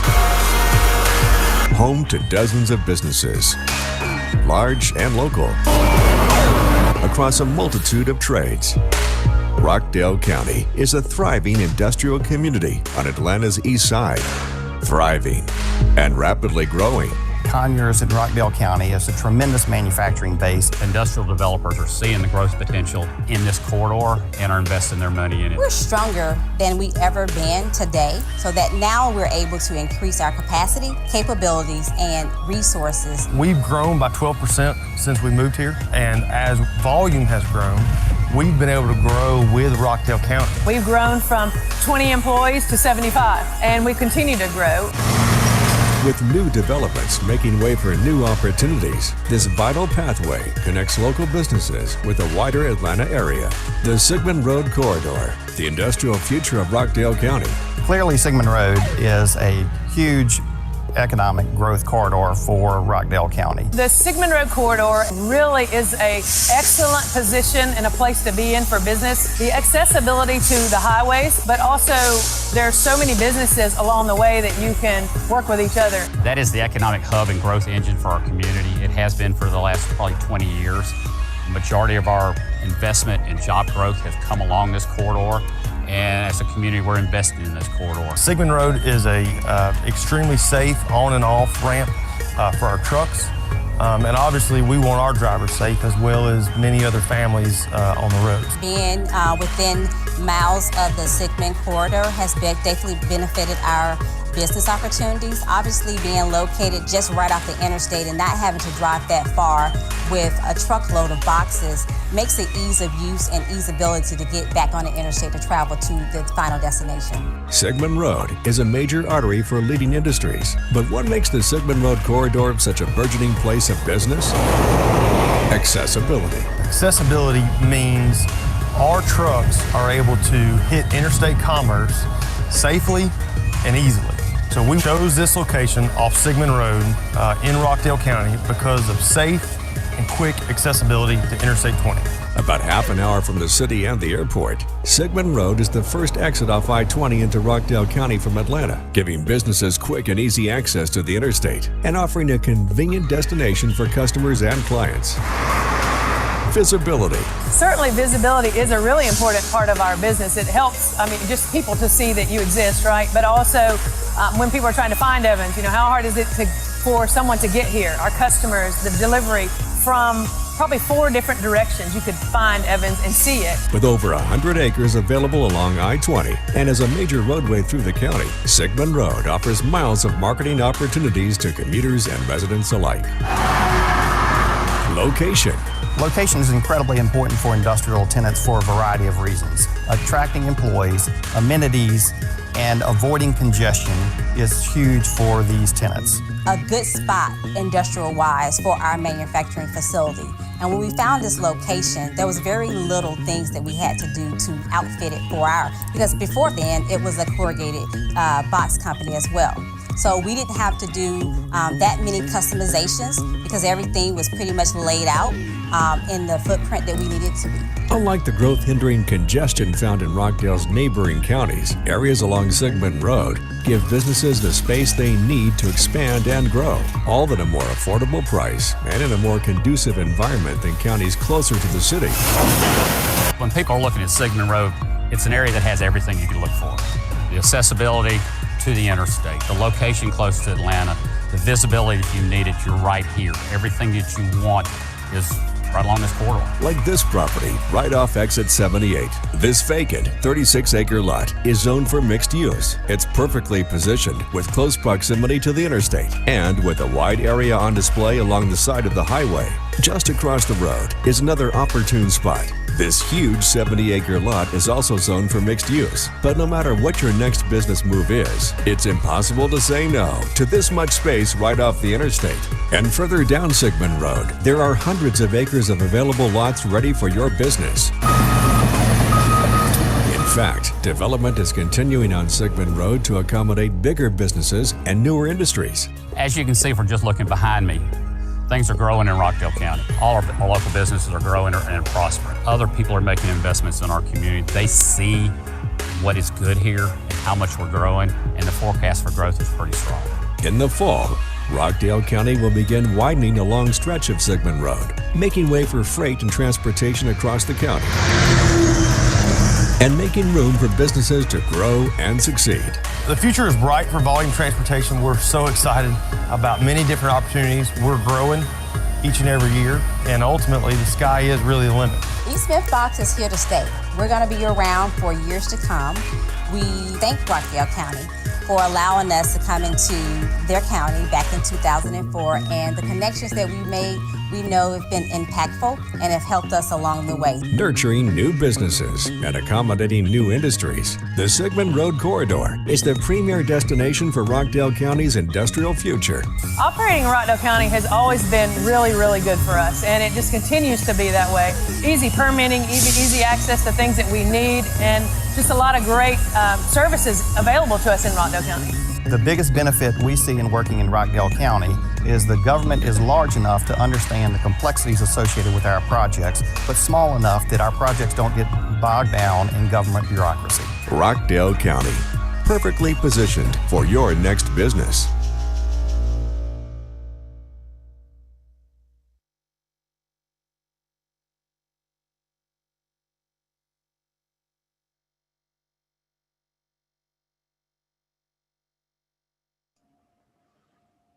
Mr. Chairman, we just wanted to let you know that the 5-minute recess has come to an end, and we are on standby to follow your lead. Mr. Chairman, you're still on mute. Yes, sir. Thank you, Director Diaz, and it's time to move right on into the people's business. All right, our 5-minute recess has come to a close. Director Rutledge and Chief Cabe, I think we have joining us Commissioner Williams and Commissioner Washington, all parties, and we have several directors along with the county attorney, and we are about to transition right on into our official board meeting this morning. At this time, I'd like to call our meeting to order. Today is February 23rd, 2021. And we are now hosting our official Rockdale County Board of Commissioners voting session meeting. It's now at about 10:54 on Tuesday morning, and we are calling this meeting to order.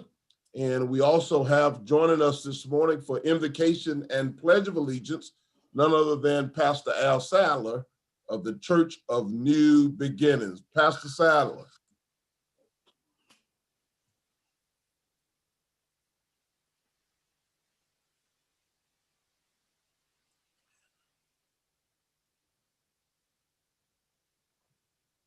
All right, well, I'm not sure where the pastor is, but I tell you what, we're always prepared, and I'm going to go right on over to the Chief of Staff and actually ask that he would lead us in a word of invocation. Chief K, invocation, please. Let us pray. Heavenly Father, we come to you today and we ask for your guidance and your direction for our leaders and for our local government. We pray that you please be with each and every elected official and each and every director that will present information here today and vote on the progress of our county. And we ask that you please be with each and every person that has been affected by the pandemic and the COVID-19 illness that has plagued our nation. Please be with us as we continue throughout the rest of our day today, and please guide us as we carry out your vision. In your name we pray, amen. Amen. Thank you so much. And now our PR department will lead us in the Pledge of Allegiance.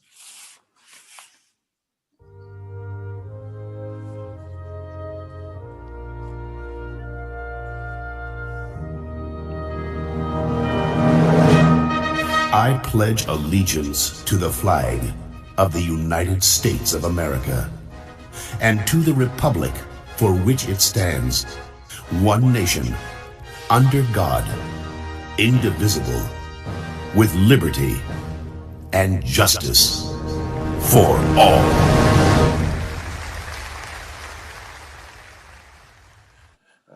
Thank you, Chief Cade, for filling in the gap there. I'm sure that if Pastor Sal is tuned in, we may bring him up at the end for closing prayer and benediction.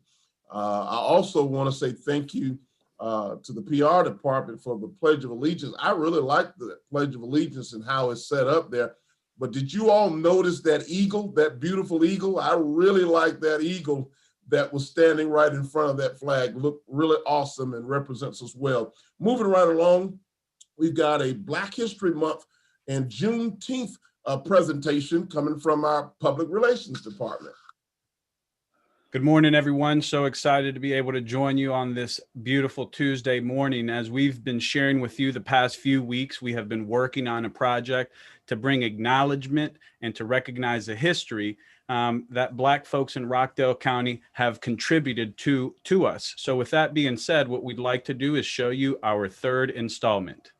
So again, as you and I have discussed on a number of occasions, I would agree that it's a classic piece of infrastructure for the modern. You or me?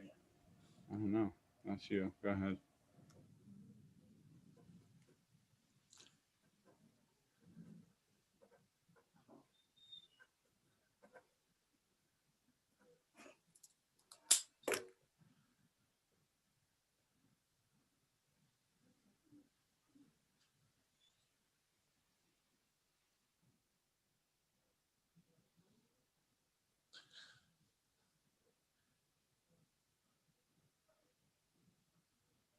Just bear with us 1 second. Yes, sir. Black people began worship generally, remember this is a very rural area. So most of the church histories start with something like people gathered in small groups in a brush arbor. So somewhere in a clearing in the woods, kind of, they would have worship. And out of that, they eventually built buildings. Churches go back to the end of the Civil War. Ball Rock was founded in 1865. So was the church that we now call Rock Temple, AME. It was just called the Rock Church, and it was around where Milstead Avenue is now. Eventually the name Temple was added, and it was became an affiliate of the AME Church, African Methodist Episcopal Church, which is the oldest Black denomination in the U.S. And some of the building stories are interesting too. In some cases, they show a kind of cooperation between Black Rockdale and White Rockdale in terms of Blacks receiving assistance in the construction of churches. Peaks Chapel comes to mind. It was built in 1868. A man named William Peak, and he was a big planter, politician type in the county. One story is that he gave land to Black folks, but the real story, according to the deeds I found in the courthouse, is that he sold them land for a modest amount that they had to pay off over some time, but apparently helped to finance the construction of the church.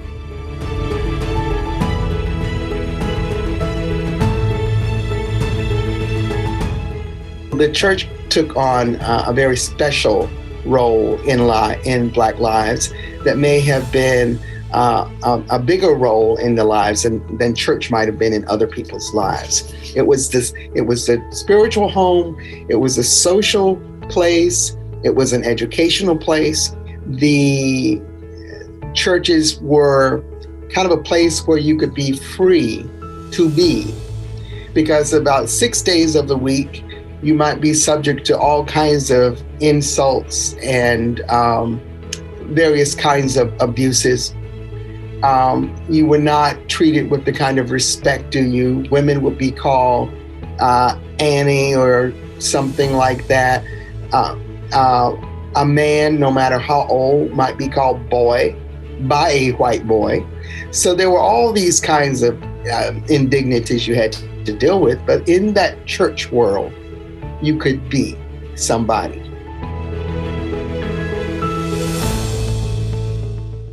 Double Spring Baptist Church started a school in 1879. Now remember, Rockdale County came into being in 1870.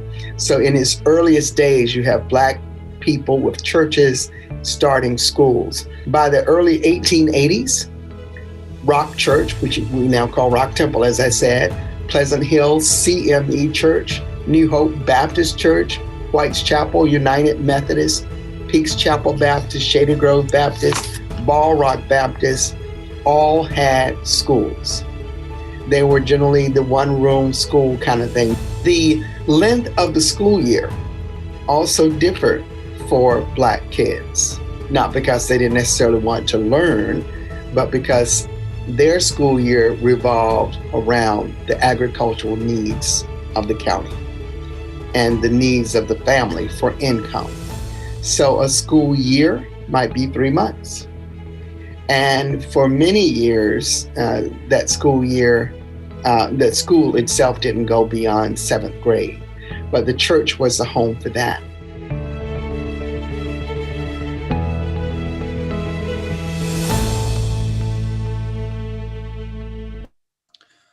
Mr. Chairman and Madam Commissioners, with that brings our conclusion of our latest segment of our Black History Project. But we want folks to also know that this isn't the end. Even though Black History Month does end in February, we will be continuing these pieces. In the following weeks, you'll be learning about the impact that the Black community had, not only in the churches here in Rockdale County specifically, but in things as a matter of education, politics, and a wide spectrum. So we are very excited to share the upcoming video. In the meantime, feel free to share this video on your social media with the public. And one thing I would like to also add is just wanted to give kudos again to a few groups of folks that have really helped us put not only this piece together, but all the pieces we're working on. First, I'd be remiss if I didn't start with Professor Shipp, Miss E.R. Shipp, who's not only been one of our historical navigators, but has also served as our voiceover. Also wanted to bring kudos to Miss Judy Bond over at the Historical Society. We would be remiss if we did not mention the Progressive Club and folks like Reverend Al Sadler and Mr. Lewis Carr, and also the Conyers Rockdale Council of Arts. So this has really been a team effort. We've been really happy to be a part of it. We hope that you have not only enjoyed the videos that we've showed thus far, but the ones that we have coming forward with the culmination of our Juneteenth video. Hope you all have a great day on that portion. And we still have a few more things that we'd like to highlight. So if we can switch gears, one of the first things I'd like to say is thank you. Thank you to everybody that has supported not only public relations, but also has supported us on the different endeavors. And we received last week, this recognition from the Federal Census Bureau. They were recognizing Rockdale County for their efforts and their ability to partner with folks. But while we got this award or this recognition, we would be remiss if we did not also highlight the other folks that made up this group. And if you can look at this list as we scroll down, there is a lot of different individuals, communities, organizations that have helped us reach the culmination of the end of the census for our portion. And I will share with you that we're hoping that around May, we will have our final results. So again, thanks to everybody involved, but in particular also thanks to Miss Alice Cintron, who has really been one of the leading folks with the county on the census efforts. With that being said, we will wrap up that portion, and it gives me great excitement and honor to present to you all somebody that you all know, Sean Kimball, and he's going to be sharing some of our latest updates and one of our most recent accomplishments.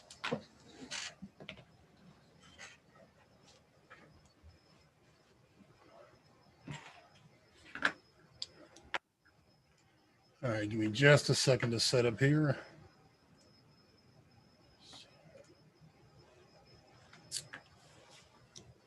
Okay.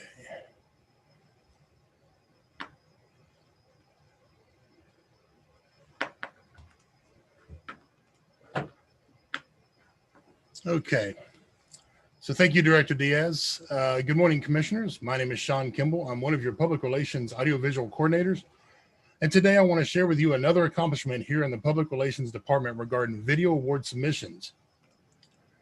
We are very excited to share with you that we have completed submission of an Emmy Award, a first-time accomplishment for the Public Relations Department. Commissioners, we want to thank you for giving us this opportunity to grow and serve this community.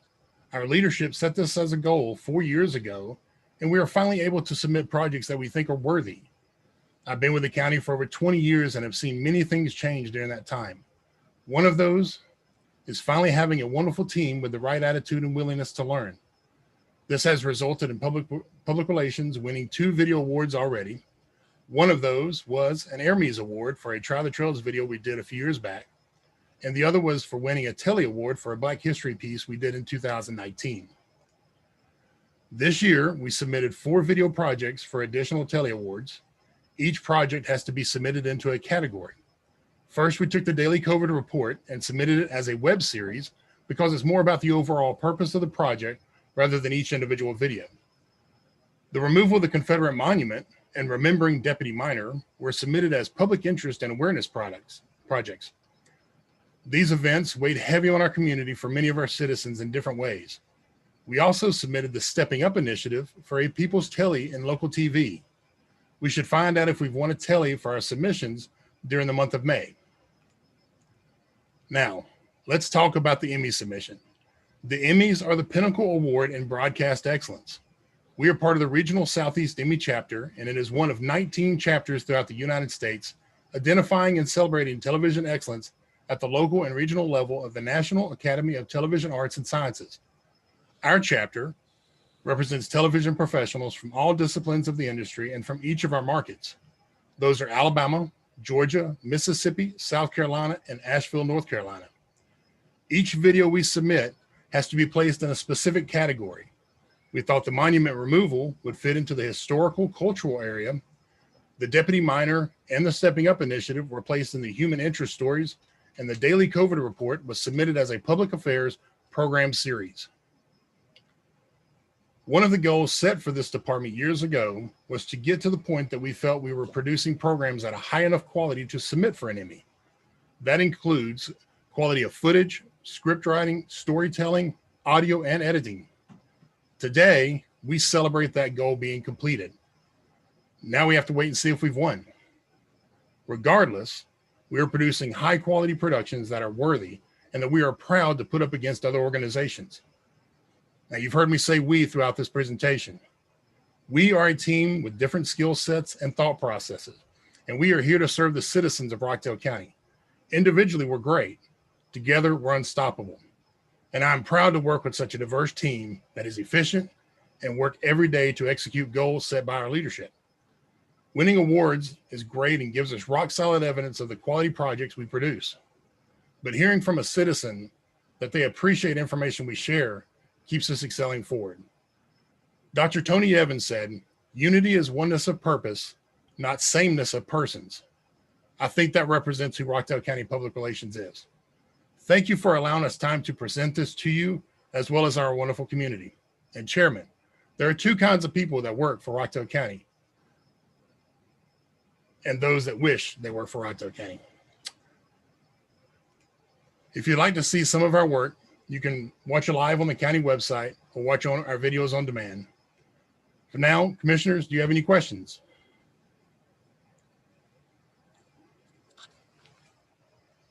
I don't have any questions, but wow, congratulations. I think a huge round of applause is in order. You all are doing an outstanding job, and it's great to know that we have people that think enough of their work to even submit it for such a high honor. So congratulations again.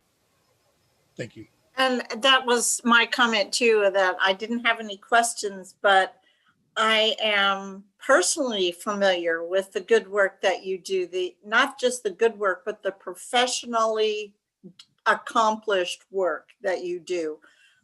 When I shared the Stepping Up initiative video at one of our steering committee meetings, people had tears in their eyes. They were engaged and they really felt something. And so when you can have, a video that gives information, but that touches people's hearts, you've really accomplished something. So thank you. Thank you.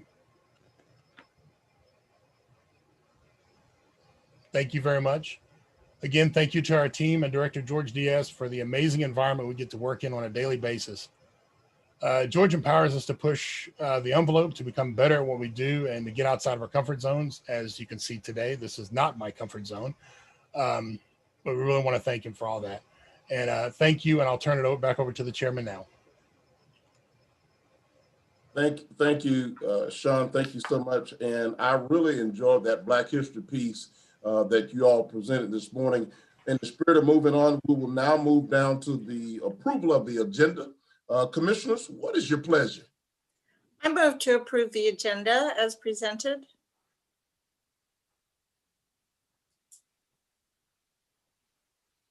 You're on mute, Commissioner Washington. You're on mute. I'm sorry. Today. That's all right. Okay. I second. It's been. I second that motion. It's been properly motioned and second. Are there any questions? All in favor, say aye. Aye. Aye. Motion carries. Aye. Approval of the minutes from February 9th, 2021.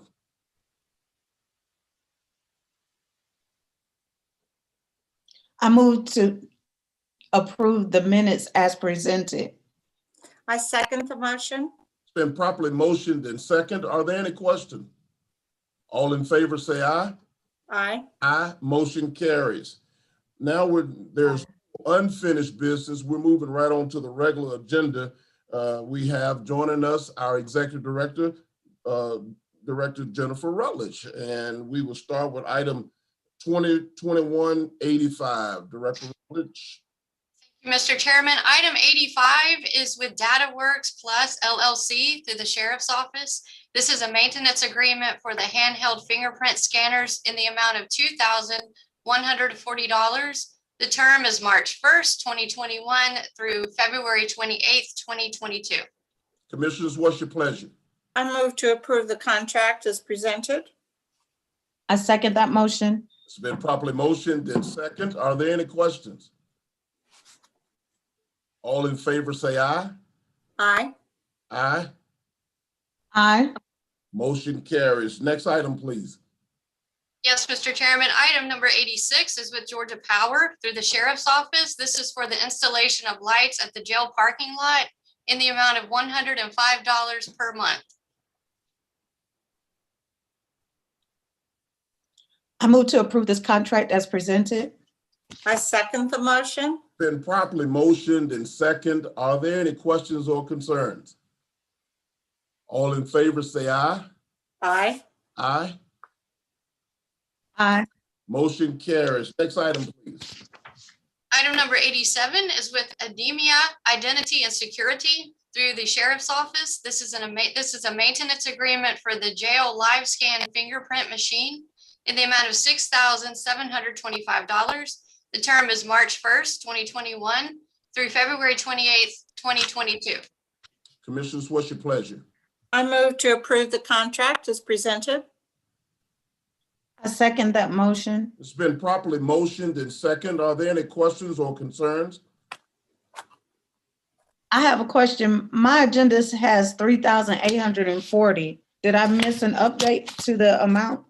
So Commissioner Washington, number 87 and 88 are with the same company, but they're in different areas. So the first one is, okay.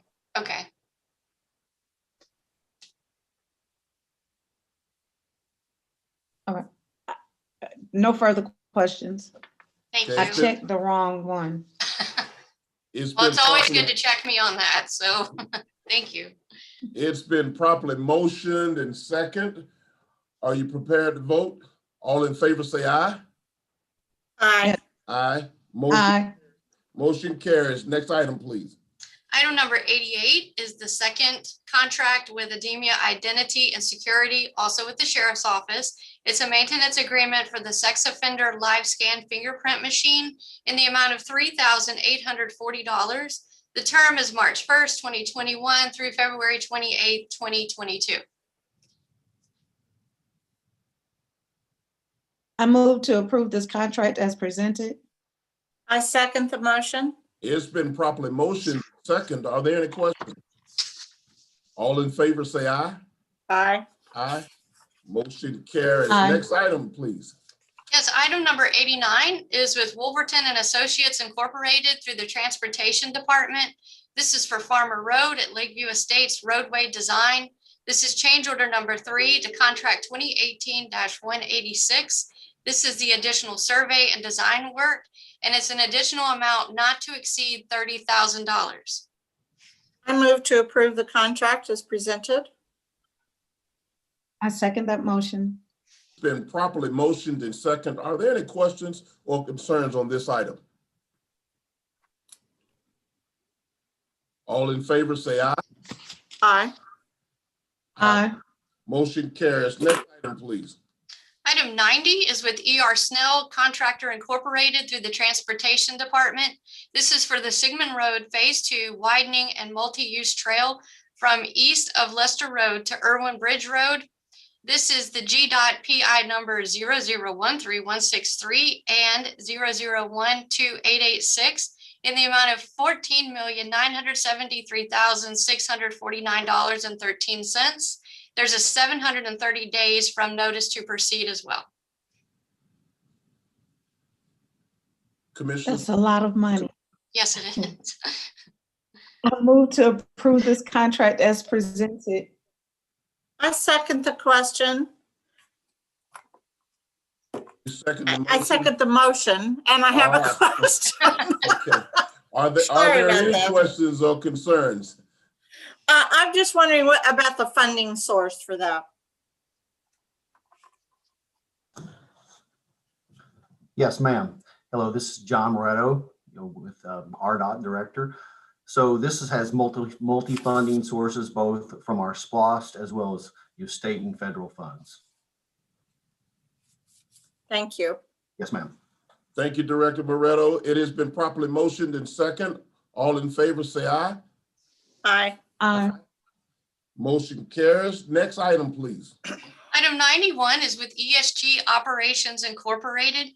This is through the Water Resources Department. This is for the operation, maintenance, and management services. This would be for payment of 2 invoices, 121, the first one in the amount of $813,398.33 for January. The second invoice, 221, in the amount of $813,398.33 for the month of February. Commissioners, what's your pleasure? I move to approve the payment of these invoices as presented. I second that motion. Been properly motioned and second. Are there any questions or concerns? All in favor, say aye. Aye. Aye. Aye. Motion carries. Next item, please. Item 92 is with Woolpert Incorporated. This is for the Water Resources Department for the CCTV smoke testing, GPS, GIS, and sewer lines cleaning for the Quig Branch basins in the amount of $344,078.06. This is for 1 year. I move to approve this contract as presented. I second the motion. Been properly motioned and second. Are there any questions? All in favor, say aye. Aye. Aye. Motion carries. Next item, please. 93 is with Golder Associates Incorporated through the Stormwater Management Department. This is for the Lakefield Dam Rehabilitation Post-Construction Monitoring and Engineering Services. This is change order number 1 to contract 2020-73. This is to add services pertaining to updating the master plan. It's an additional $54,300. I move to approve the contract as presented. Excuse me, I second that motion. Been properly motioned and second. Are there any questions? All in favor, say aye. Aye. Aye. Motion carries. Next item, please. Item 94 is with the Rockdale County State Court through the state court. It's a memorandum of understanding for the county to serve as the fiscal agent and the state court to serve as implementing department for the BJA Adult Drug Court Grant. I move to approve this contract as presented. I second the motion. Been properly motioned and second. Are there any questions or concerns on this item? All in favor say aye. Aye. Aye. Aye. Motion carries. Next item, please. Item 95 is with Ambient Sounds Production LLC through the General Services Department. This is for permission to use Costly Mill Park for filming CW Stargirl. The term is January 22nd through the year 2021 and February 1st, 2021. And this is submitted as a ratification. I move to ratify the contract as presented. Second that motion. Been properly motioned and second. Are there any questions or concerns? Was this revenue generating? Did we generate revenue from this contract? Good morning. Yes, in the amount of $8,400. Director Sanders, did you like to? Of course. Yeah, I was just gonna give the 8,400. Director Rutledge is correct. Okay. All right, Commissioner Washington, does that satisfy your inquiry? Yes, sir. It's been properly. It went to some of that. So that $8,000 went to that 14 million that we just approved. It's been properly motioned and second. All in favor say aye. Aye. Aye. Motion carries. Next item, please. Item 96 is the adoption resolution for the capital improvements element annual update. I move to approve this resolution as presented. I second the motion. Been properly motioned and second. Are there any questions or concerns on this item? All in favor say aye. Aye. Aye. Motion carries. Aye. Next item, please. Item 97 is rezoning case 2021-05, an ordinance to amend the official zoning district map of Rockdale County, Georgia, as amended by rezoning property located at 1076 Honey Creek Road, Southeast Conyers, Georgia, 30013, from the AR Agricultural Residential Zoning District to the RM Multifamily Zoning District, to impose conditions upon the amendment to repeal conflicting ordinances and for other purposes. This is submitted for a first reading. I move to approve the first read and refer the ordinance to the Planning Commission. I second that motion. It's been properly motioned and second. Are there any additional comments or questions concerning this item? All in favor say aye. Aye. Aye. Motion carries. Next item, please. Item 98 is text amendment case number 2021-06, an ordinance to amend the text of section 106-1 definitions, section 206-1 WP Watershed Protection District, section 218-1 permitted use table, section 218-13 standards of use and development of the Unified Development Ordinance of Rockdale County, Georgia, as amended regarding dewatering and for other purposes. This is submitted for a first reading. I move to approve the first reading and to refer this ordinance to the Planning Commission. I second the motion. It has been properly motioned and second. Are there any questions or concerns? All in favor say aye. Aye. Aye. Aye. Motion carries. Next item, please.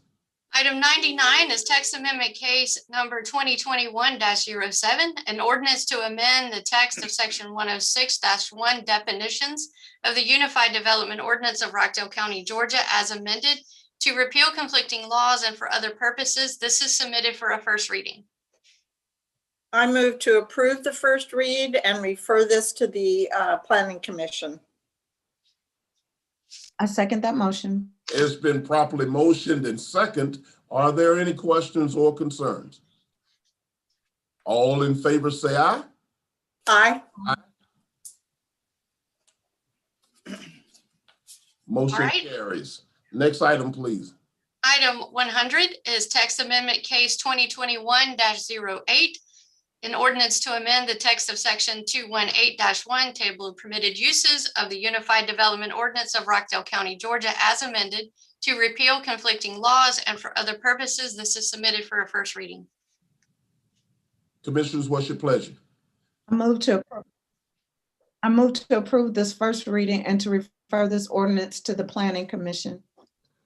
I second the motion. It's been properly motioned and second. Are there any questions or concerns on this item? All in favor say aye. Aye. Aye. Motion carries. Next item, please. Item 101 is text amendment case 2021-09, an ordinance to amend the text of section 218-13, the standards of use and development of the Unified Development Ordinance of Rockdale County, Georgia, as amended, to repeal conflicting laws and for other purposes. This is submitted for a first reading. So I move to approve the first read and refer the ordinance to the Planning Commission.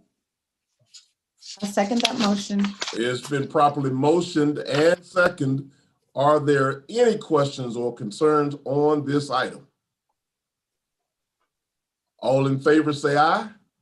Aye. Aye. Motion carries. Next item, please. Item 102 is a list of alcoholic beverage license submitted for your approval this morning.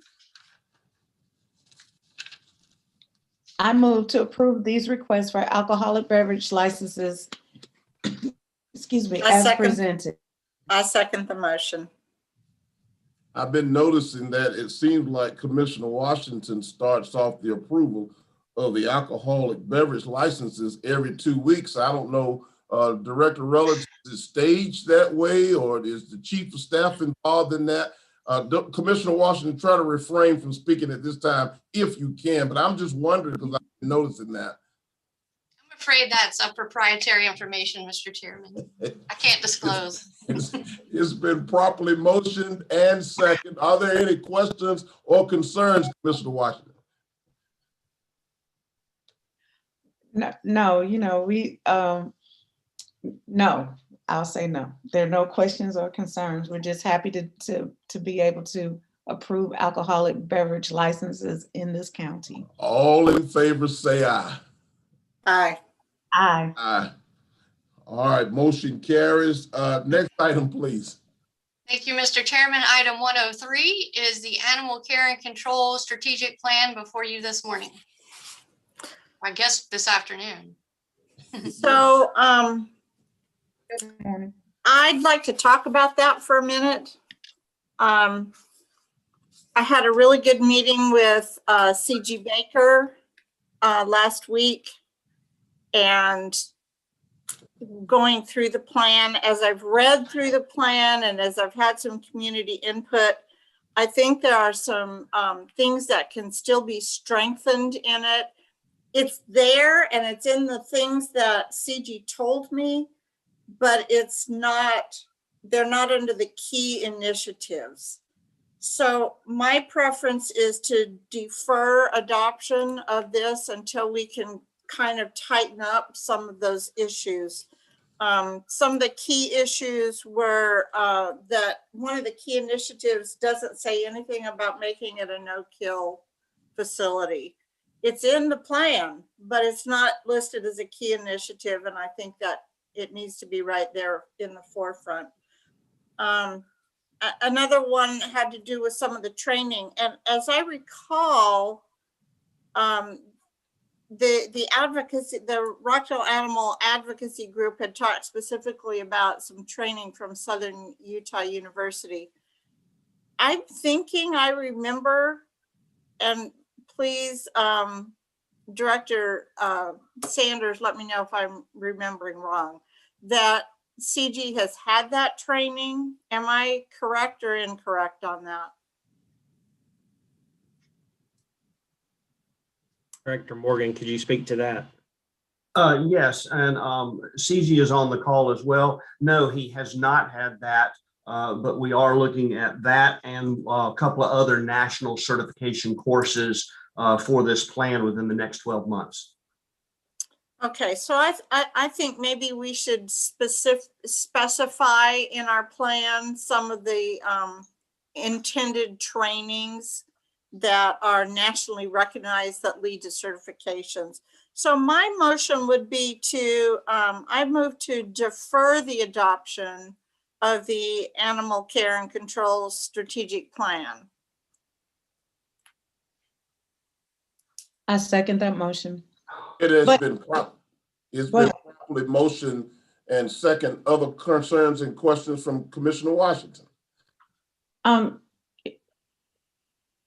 Yes. First, I would like to say that, you know, a group of citizens came to me individually and wanted to form a citizens task force regarding our animal control shelter. And there were several concerns. They wanted to put time and attention into strengthening our animal control division. And I think that this plan has gone leaps and bounds to strengthen our animal control division. If their CG works tirelessly at his job to give us the best that in the state of Georgia in working with our animal care and control division. But however, if Commissioner Williams feels as if we can do a little bit better before we adopt this strategic plan, then we can go back and tweak it. But it is a tremendous plan. It puts us far ahead of where we were. And this is just the baseline. I'm sure that as the years progress, there'll be more things that we will add to the strategic plan. But I do agree that we do need to get the baseline correct before we adopt it. And I agree that the plan is very thorough. I just feel like some of the language is not in the right places and not tight enough. And so, you know, I think it's an easy fix and an easy tweak, and we should be ready to adopt it at our next board meeting. All right. It's been properly motioned and second. Are all in favor say aye of deferring this one? Aye. Aye. All right. Motion carries. That item will be deferred. And next, please. All right, item 104 is a requisition through the Water Resources Department for Delta Municipal. These are for the Neptune NAAS MIU and its activation of the meters in the amount of $327,510. I move to approve this requisition as presented. I second the motion. It's been properly motioned second. Are there any questions or concerns?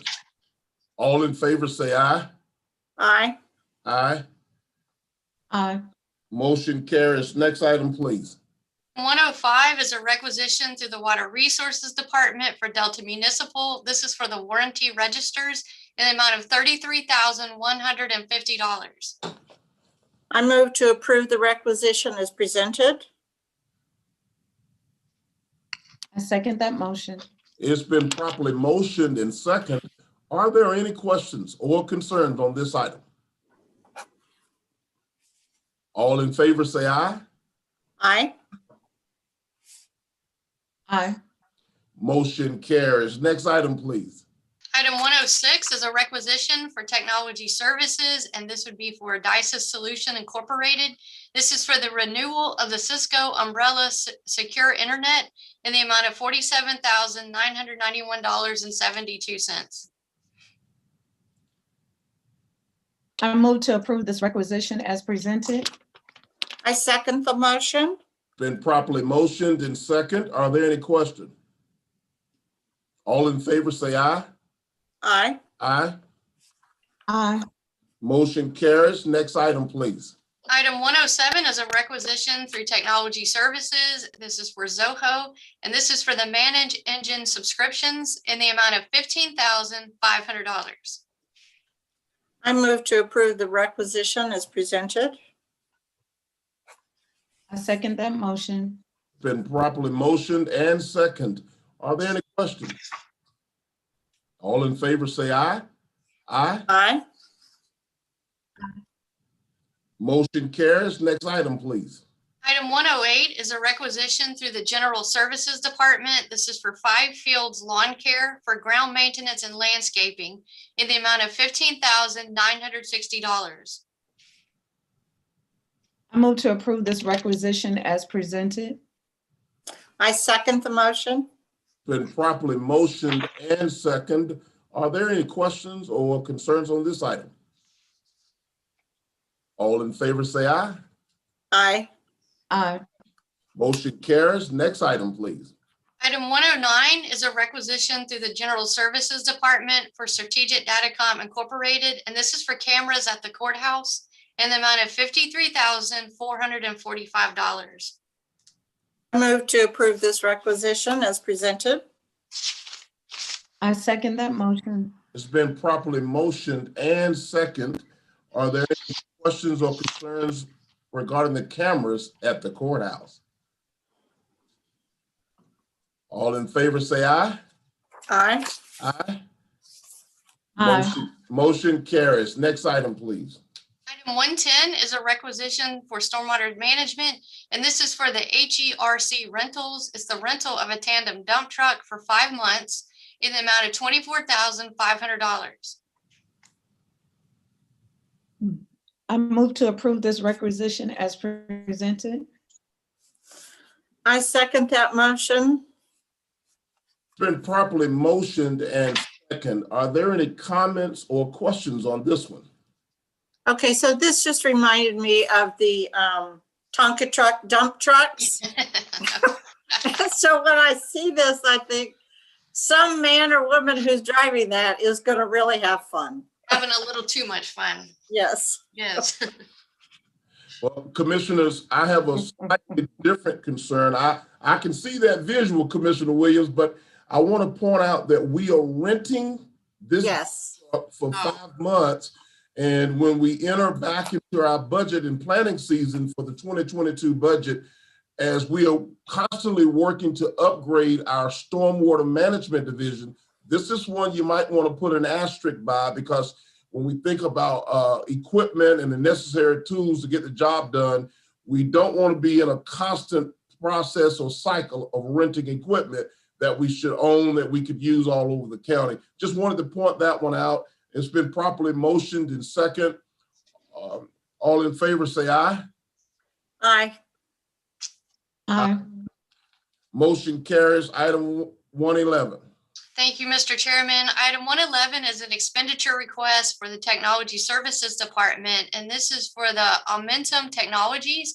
This is the annual maintenance and support for the Tax Commissioner software Manatron in the amount of $26,268.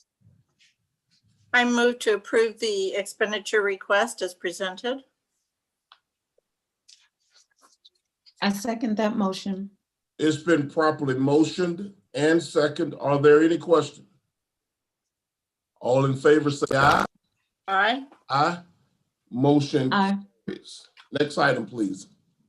Item 112 is a request to surplus equipment from the Technology Services Department, Water Resources Department, and the Superior Court.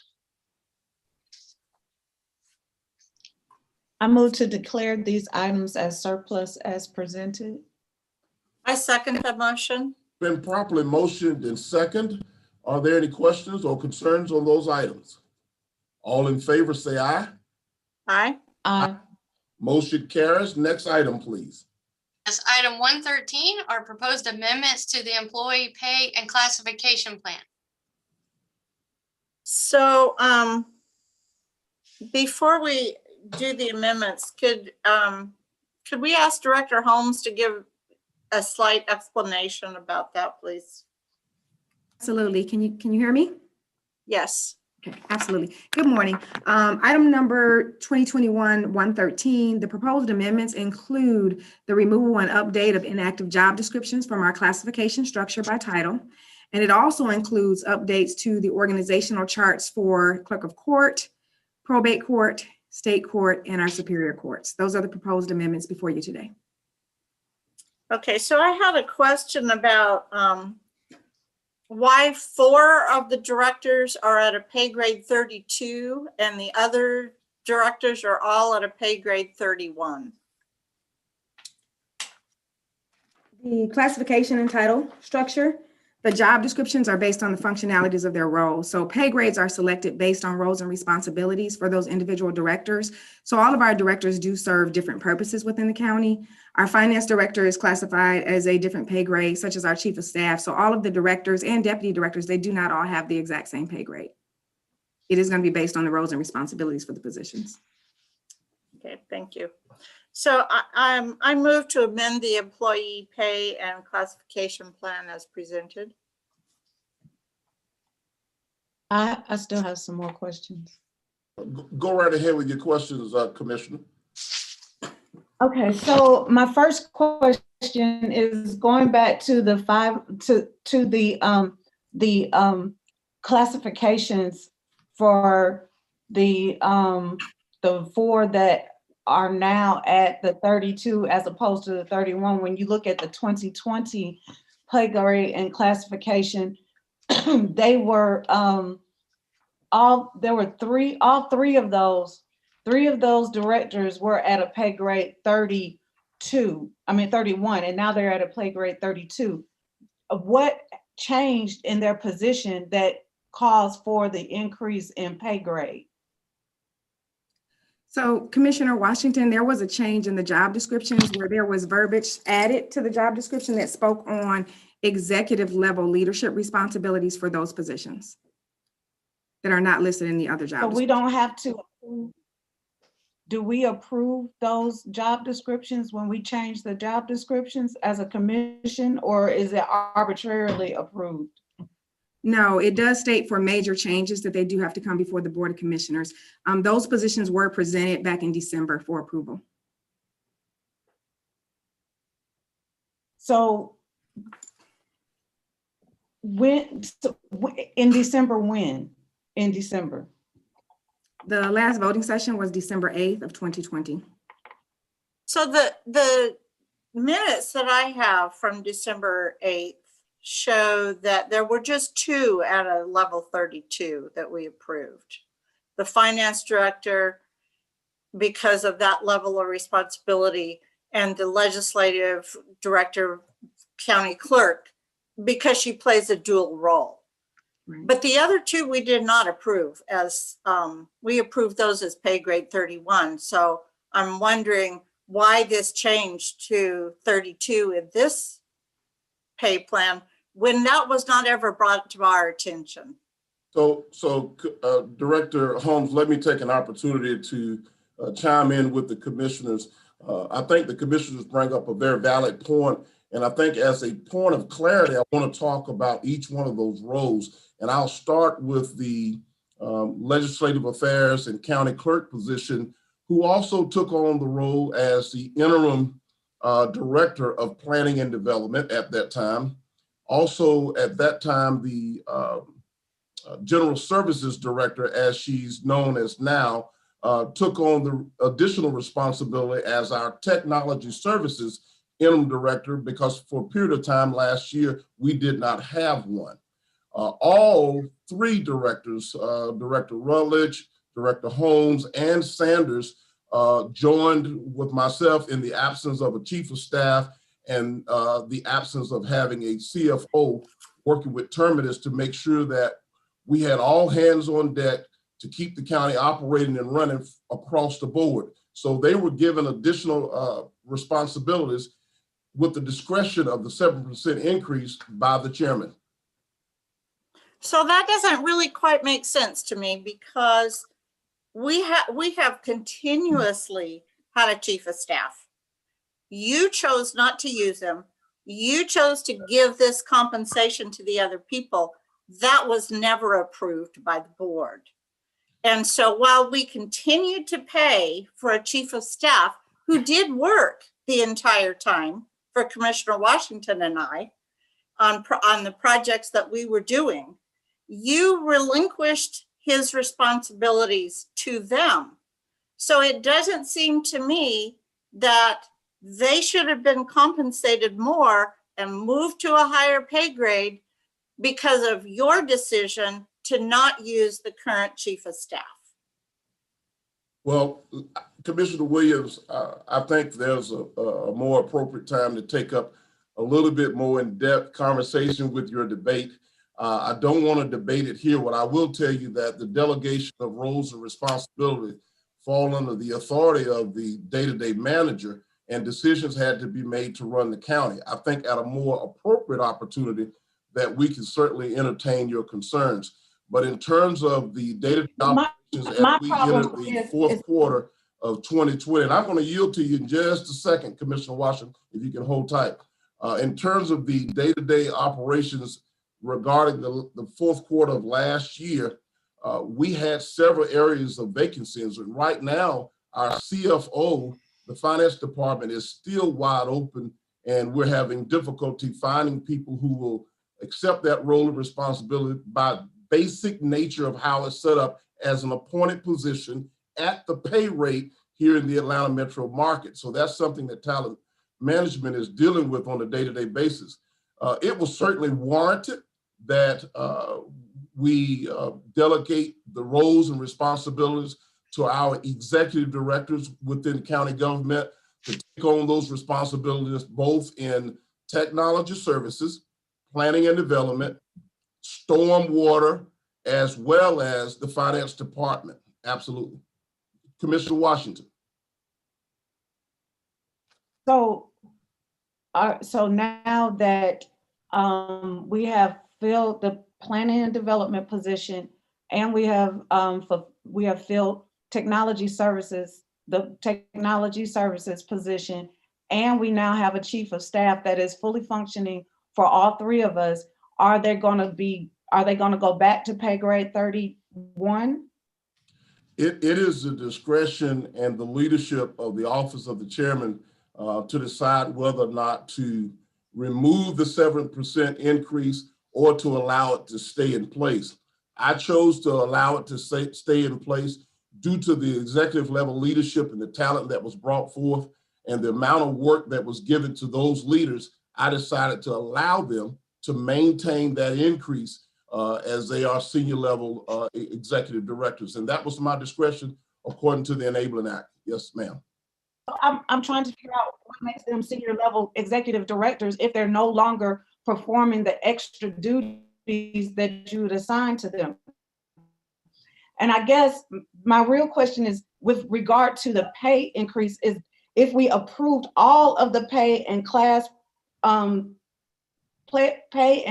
plans as it relates to these executive directors. And so with that,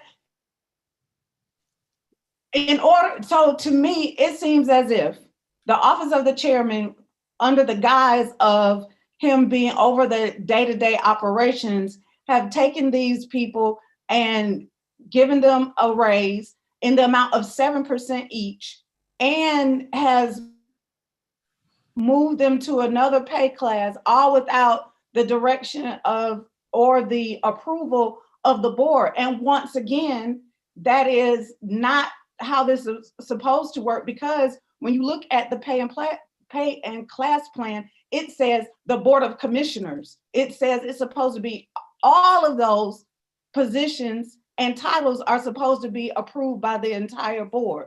My second issue is the position of, hold on, I'm looking at my notes. The community relations manager. Director Holmes, do we have a position in our pay class as community relations manager? No, Commissioner Washington, that is a function of that role, but we do not have an actual title with community relations manager. A function of which role? The marketing outreach community manager position. That position is the one that serves as that function of community relations. Okay, so when we were going through the budget cycle this past fall, were we not informed that that position was one that was supposed to be eliminated, and that we were no longer going to have a person in that position? No, ma'am, you were not. We were not what? You were not informed that. That was not one of the positions We that we weren't. discussed.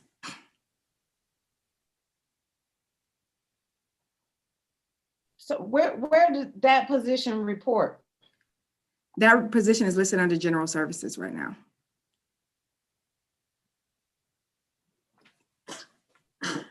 So and, when we and the chairman. created general service, job description says and the chairman. So when we created, this is a new position that we created? Or No, ma'am, are it was we already an supposed to be existing position. recreating it right It was already an now? I'm so existing sorry. position. I said it was already an existing position in our org chart. Under general services.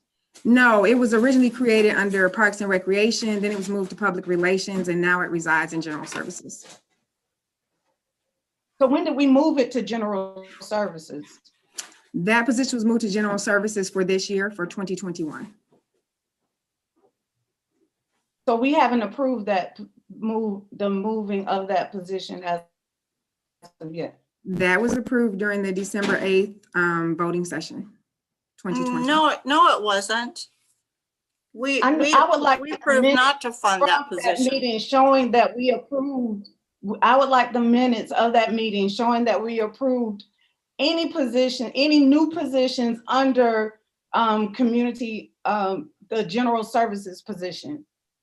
And I would like to know the funding source for this community relations manager.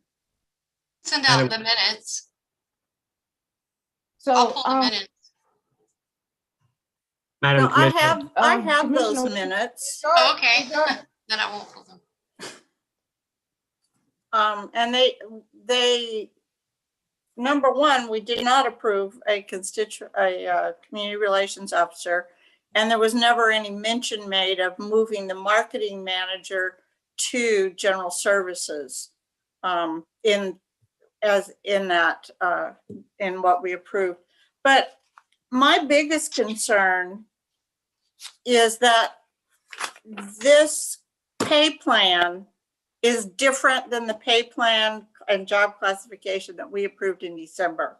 And the biggest issue I have is that no one pointed out, if I had not sat and read through it, no one pointed out that 2 more directors have been moved to a level 32. That must be, those pay grade changes are part of the approval, and you're asking us to approve that today.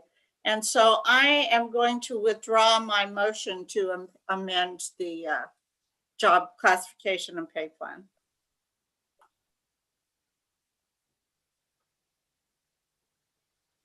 All right, so we have a motion on the floor. Are there any additional questions or concerns? No, I don't think there's a motion on the floor. I withdrew the motion. Okay. So Commissioner Williams has withdrawn her motion.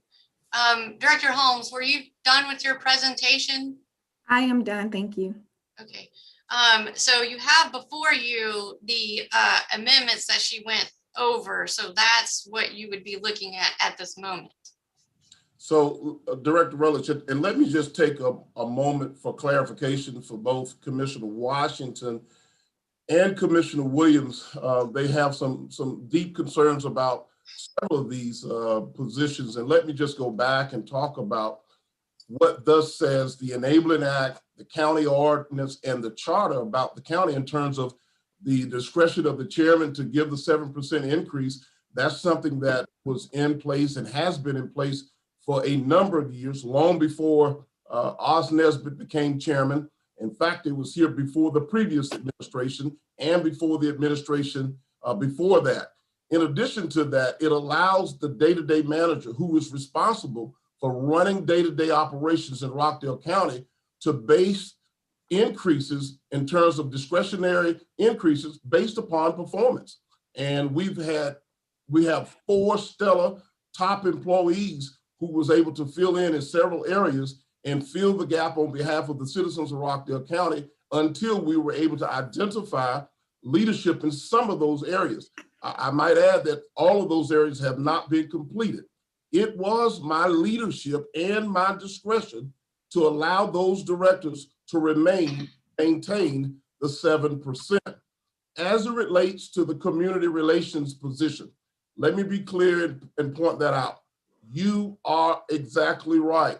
It was a position at one time housed within the Public Relations Department under the umbrella of the Community Marketing and Tourism position.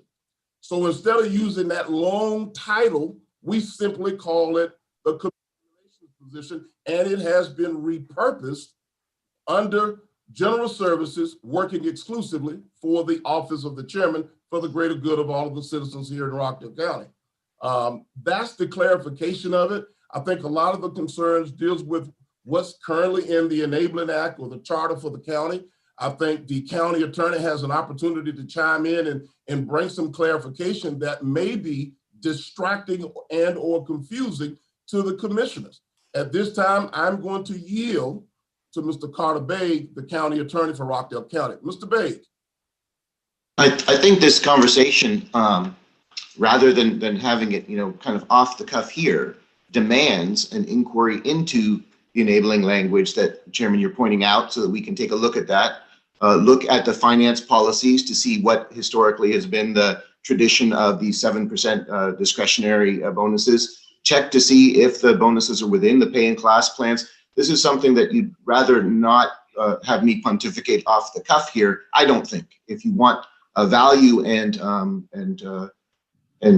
substance to what you're looking at, this conversation seems to me to be one that could be tasked for my review and briefing and explanation to the board in a more appropriate, informed way. If you want me to go off the cuff, I will, but I'd prefer to stick to the law and the policies and procedures that inform the most enlightened decision. I think that's in the best interest, is that we stop at this point. There's an opportunity for us to go into executive session and discuss in depth personnel. If there's, and obviously the commissioners respectfully have some concerns. And I think we have a platform suited to best discuss that than out here in an open and public platform at this particular time. Thank you to Commissioner Williams and Commissioner Washington. Are there any more questions or concerns on this issue, on this matter before we move forward? I do understand that the commissioner has withdrawn her motion. There are plenty of other concerns about this issue, Chairman. The biggest concern is that when we go into executive session, nobody understands or nobody gets to see that we are concerned about the way the day-to-day operations of this county are being performed. We only can show the rest of the county our concern when we are publicly in front of the county, which is now.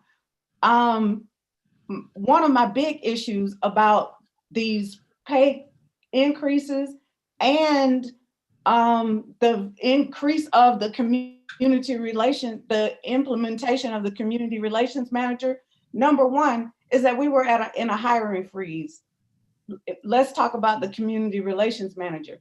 We specifically and openly said during the budget process that we did not think that this was the time to fund this particular position.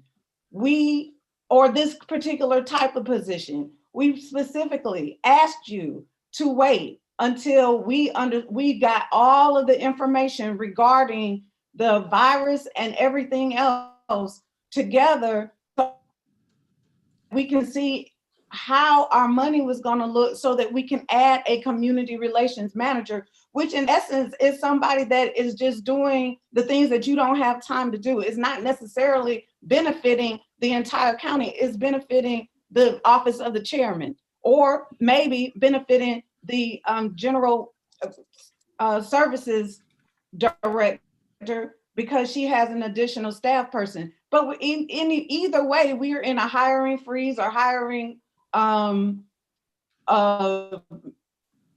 control or whatever, and we're still hiring somebody at the upper level. Then on top of that, we've moved our move directors to executive level positions, giving them a 7% raise, which is almost over $7,000 each per person, which is $21,000 that we could have been using for anything else. We opted not to have things like vehicles or do a whole lot of capital improvements. That $21,000 could have gone to things that really do benefit the entire county. You just said that we need things like dump trucks. That $21,000 could have gone to that, but you chose to use it in your discretion,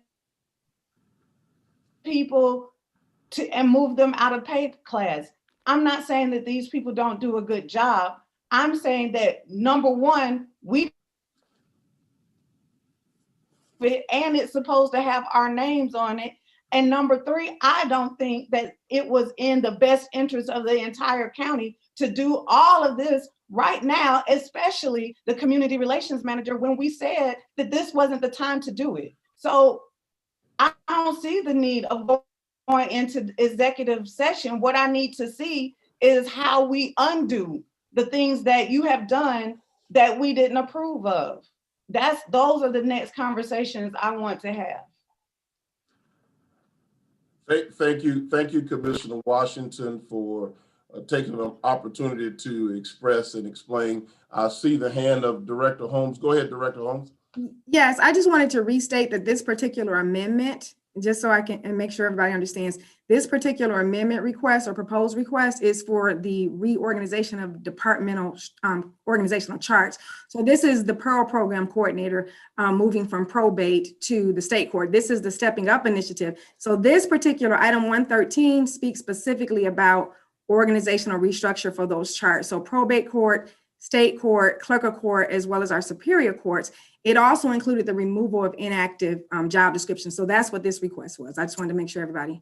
Well, yes, I understood that. However, it differs. This is what is not in the notes that say the update, is that 2 more directors have been moved from pay grade 31 to 32.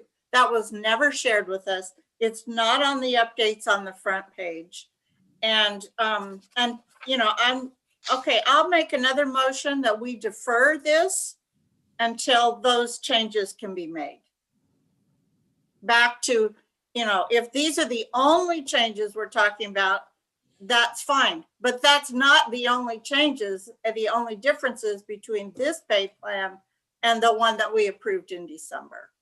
So Commissioner Williams, would you be interested in deferring this action until further review? And that gives it a more in-depth and blanket statement and allows us to work with the county attorney, our financial advisor, as well as the Department of Talent Management without just pinpointing anything at this time. Because I think the concerns coming from both you and Commissioner Washington warrants further review. I think a lot of what we need to talk about is the Enabling Act that's been on the books in the charter here in Rockdale County for a number of years, giving the chairman the discretion in terms of day-to-day management and leadership. I also think that Commissioner Washington is absolutely correct. Anything coming out of the office of the chairman supports every one of the citizens in Rockdale County in terms of responding and taking care of these citizens and rolling out what needs to happen on a day-to-day basis throughout Rockdale County. I don't think either one of you have talked about these directors being incompetent or not having the talent or the skill set. I think what you're missing is the fact that beyond our last meeting on December the 8th in 2020, we had vacancies that at a leadership level that had to be covered. We had areas of responsibility that was on the executive level that had to be covered. And those individuals were able to support the leadership and the direction of the office of the chairman. We're talking about best practices. That's what we're talking about. We're talking about the Enabling Act and the charter for the county. And you guys got to know that the charter has been around for quite some time. I want to yield to what the county attorney has suggested. I think this is more than a good, robust conversation right now. Commissioner Washington, there's plenty of people watching that know that you are concerned.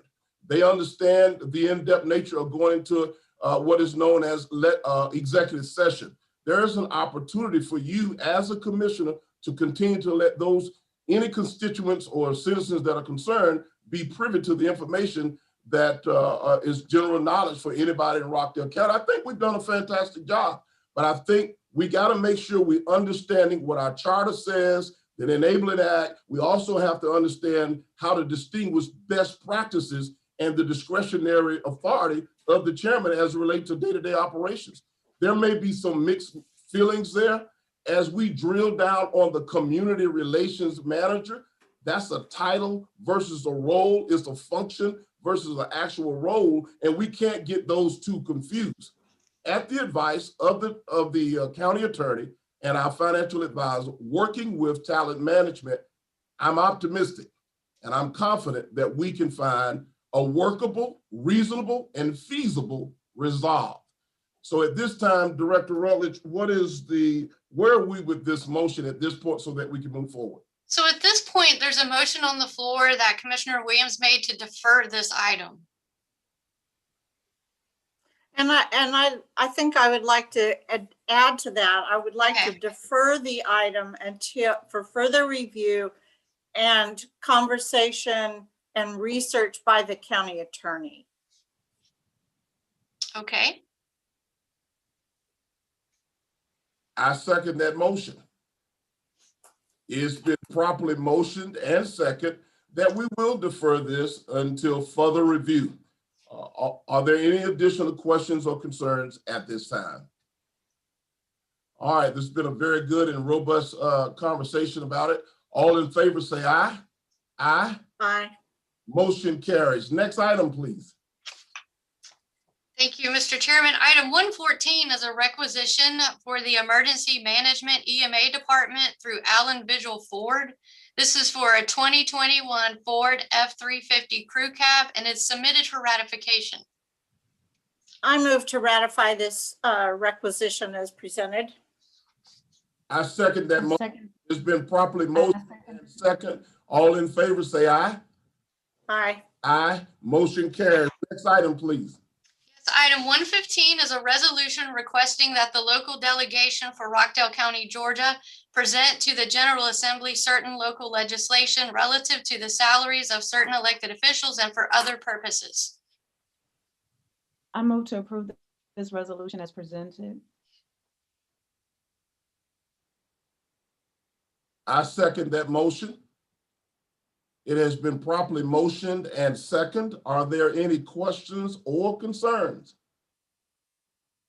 Well, you know, this comes back to the conversation we were just having, that perhaps this is not the time to be requesting raises. It's complicated because the judge, it's sets salaries for all of the elected officials, including our judges. But I would just like to say that I think this is not the time. So thank you so much, Commissioner Williams. In fact, I've heard you say that before. In fact, you said it twice before. And let me just remind you that every 4 years, there's a general election here in Rockdale County. Then the offset year, you are engaging in a re-election. And each year this comes up. And I've been serving on this board since January of 2009. And the only difference in my salary has been from post one to the chairman's office. With the amount of work and commitment and the level of my work ethic in Rockdale County, along with other elected officials, there's never going to be a perfect time. When we think about the market fair rate for employees, as well as for those elected officials who dedicate and commit their livelihoods to serving the people of Rockdale County, sometimes we've got to make some tough decisions. And those tough decisions include ourselves. You've been saying it's not the best time for quite some time. And I think that this is evident that I think this is related to your decision as you're up for re-election. At any rate, what I will say about this is that, you know, if it were just us, the Board of Commission, that that was affected by this, I probably would not be in favor of it. But this is dealing with, like we just had to deal with the tax commissioner, the compression that occurred when we did the market study and gave the salary increases to the employees. And if you look around the counties, I just know the other metro counties, when you're looking at our superior court judges, this puts their salaries in line with other superior court judges and other state court judges. When you look at the caseload for Rockdale County compared to other counties, and then look at the salaries in Rockdale County compared to other counties for our judges, it's time for us to look at compensating them for what their education and experience says that we should compensate them for. So like I said, if this was just for us, then I would not be in favor of it. But because it does take all of the other elected officials into consideration, that is why I am wholeheartedly in favor of it, because it does address those issues that we get when we have compression. So those are my comments. It has been properly motioned and second. All in favor say aye. Aye. Motion carries. Aye. No, and my vote is no. And Commissioner Williams is emphatically no. All right, and we're now down to public comment. Director Diaz, can you give us instructions regarding public comment? Yes, sir, Mr. Chairman. Momentarily, you'll see on the screen a 3-minute timer. That timer will serve as a reminder to everybody the allotted time that they have left. Let me read the disclaimer. As a reminder, public comment is limited to 3 minutes per speaker. Comments relative to any issues that are currently going through the public hearing process, matters that are in active litigation, political campaigning, or partisan politics will not be heard in this meeting. Speakers are to address the chairman, not each other or the audience, and are expected to conduct themselves in an appropriate manner. The use of abusive or profane language shall not be allowed. No debate or argument between the speakers and or members of the audience shall be permitted. With that being said, Mr. Chairman, I'd like to give the opportunity to Ms. Sarah Ricks. Ms. Ricks, if you'd like to open up your microphone. And before we start the clock, will you let me know that you're here, Ms. Ricks? Hi, can you hear me? Yes, I can. We will start the clock now, and it's on you. Thank you so much. Well, Rockdale Animal Advocacy Group does have a detailed written response that I believe the commissioners have to the recently written animal control plan. Of all the issues addressed in the plan, I'm going to focus on TNR, which stands for Trap, Neuter, and Release. TNR has been proven by numerous studies to be the most effective means of humanely controlling the population of unwanted cats. This is an issue in Rockdale County. Effective TNR will require sound policies and effective collaboration between community members and animal control. We do need some additional clarification about what the policies and procedures will be related to feral cats, and we look forward to the opportunity to form a TNR subcommittee to continue exploring these issues. Additionally, when feral cats are euthanized in animal control, they need to be counted in the numbers of animals that lose their lives. The community cannot be educated adequately about the severity of this issue if we do not know those numbers. I'm concerned because it can be difficult, if not impossible, to distinguish a feral cat from a tame cat who is scared or sick or injured, and there are probably cats who have been put down who are not truly feral. Without these numbers being counted and the community knowing what these numbers are, it will be impossible to know if or when the shelter achieves a true no-kill status, or if the numbers just indicate a no-kill status. There are many experts on TNR in the area. I know a couple in Newton County. I know a couple in Atlanta that can advise us on how to create a successful and cost-effective solution for the unwanted cat population. Best Friends Animal Society is a group that's available to do consultation for free for shelter practices and policies. They can help in this area. There shouldn't be a need to reinvent the wheel here. We just need to talk and collaborate with experts in our own backyard and be willing to model ourselves after counties with no-kill shelters. I look forward to continued collaboration between the citizens of Rockdale County and Animal Control, and thank you so much for hearing us on this issue, and I really appreciate the Board of Commissioners, your time and attention. Thank you. Thank you, Ms. Hicks, and thank you for all that you do on behalf of all of the citizens here in Rockdale County. Thank you so much. Next speaker. So now we will go to Miss Sandy Green. Miss Green, if you will let us hear your voice, and then once we hear your voice, we'll give you a cue when we start the clock. Miss Green.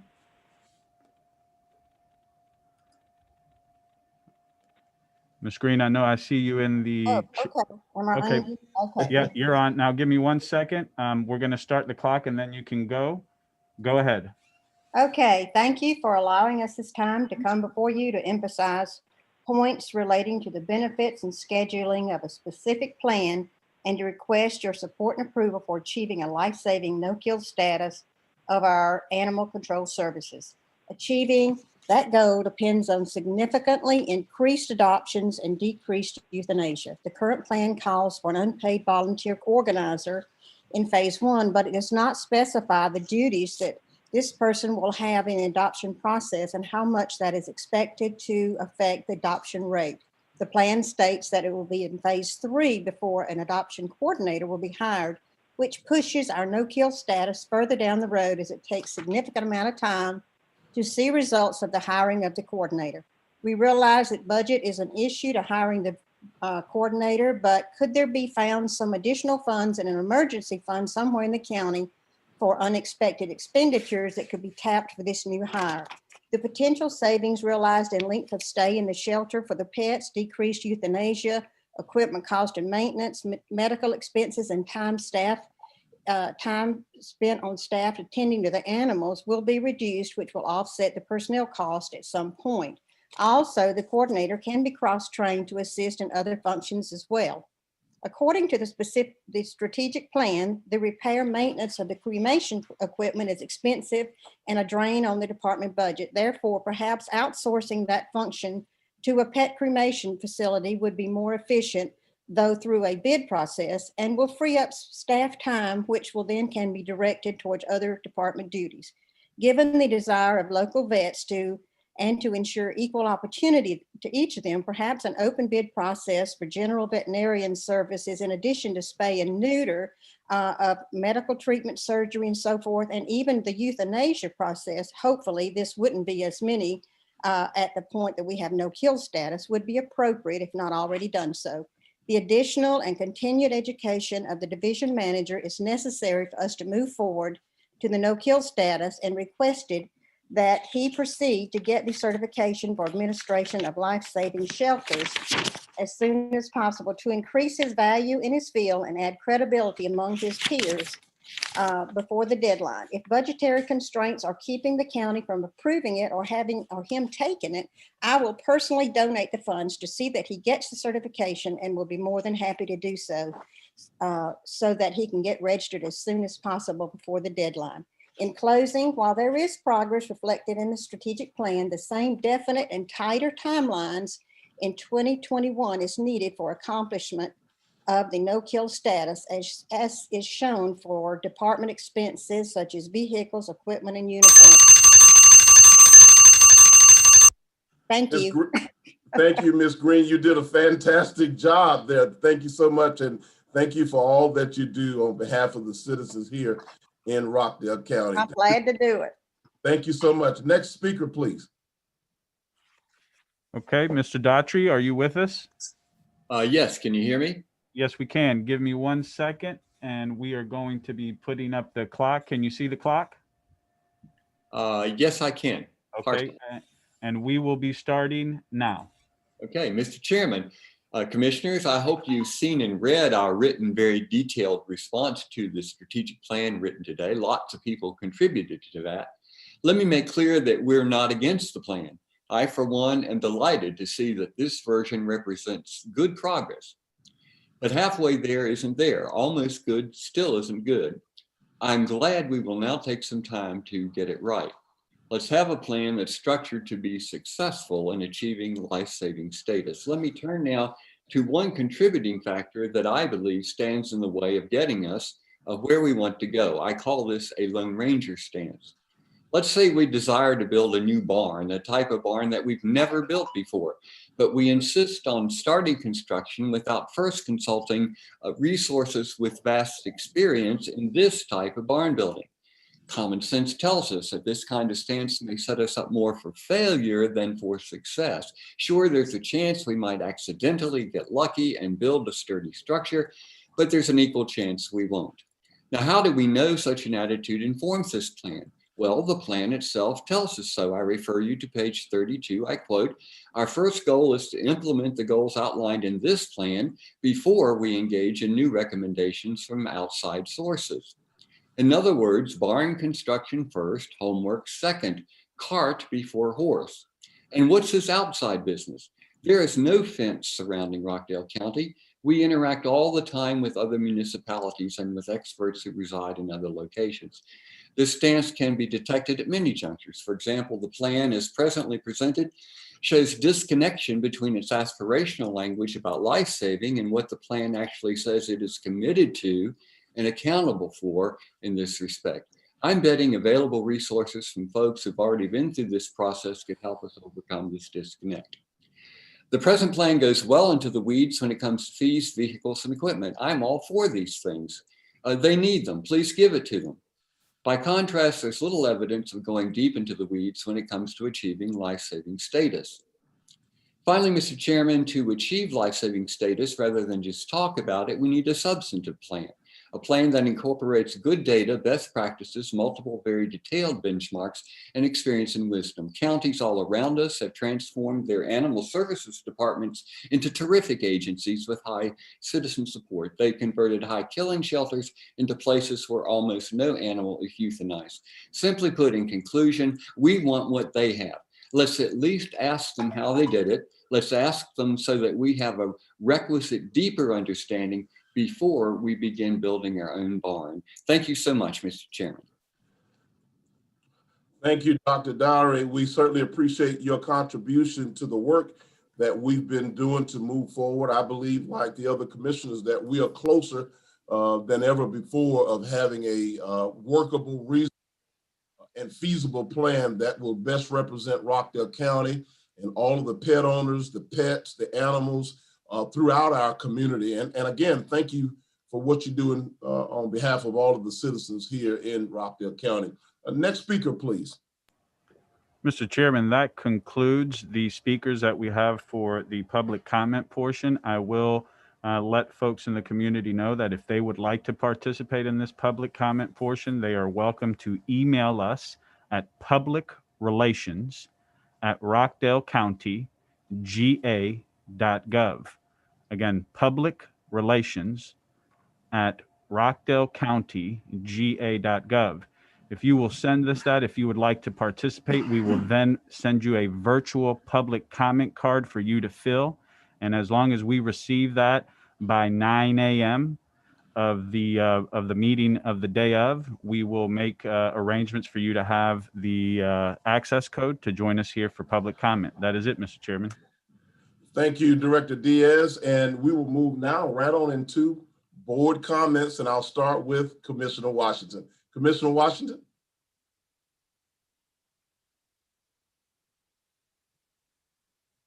Because I didn't have, thank you, Chairman, because I didn't have my Black History comments on last occasion or the last meeting, I tripled up on this one. So I have 3 that I'd like to present. My first one is probably my favorite one, and it is paying homage to the woman known as Stagecoach Mary Fields. She's a Tennessee legend. She was born, well, one of her quotes is, "I wear pants, I smoke a big black cigar. I drink whiskey. I carry a pistol, and nobody tells me what to do. Nobody tells me where to go. I like to be rough and rowdy. But I also like to be loving and caring. I like being me. And so, of course, I like doing all of that. So she really, really spoke to my spirit. She was born in Tennessee she was born into slavery in Tennessee. I'm trying to find out the year.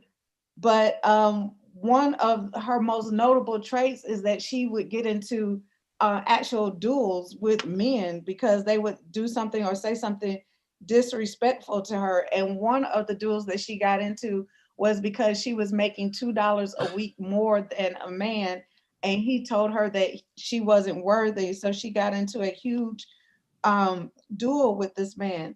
But after several career attempts, she became a stagecoach driver who delivered the mail. She moved to Montana, and she started in 1895 carrying the U.S. mail all over the job. She was the second female and the first African American to land the job. She was hired because she could hitch 6 horses faster than any other male applicants. She earned the name Stagecoach Mary for her ability to quickly move mail, much of it great importance to the development of the Montana Territory. Her dedication and reliability during difficult and dangerous routes earned her the reputation and respect of her fellow carriers and the public alike.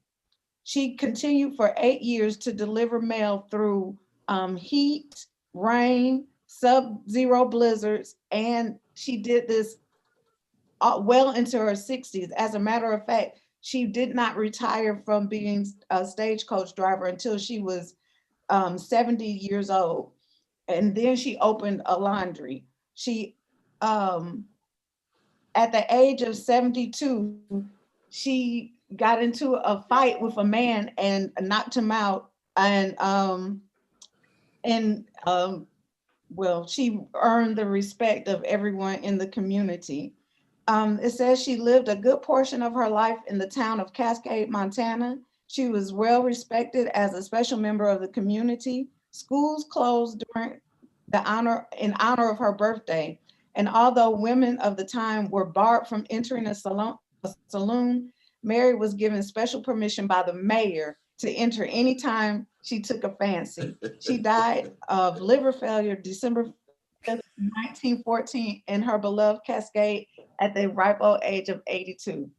A woman after my own heart. I might be a direct descendant of her. The next person that I would like to recognize during Black History Month is somebody that is a different person.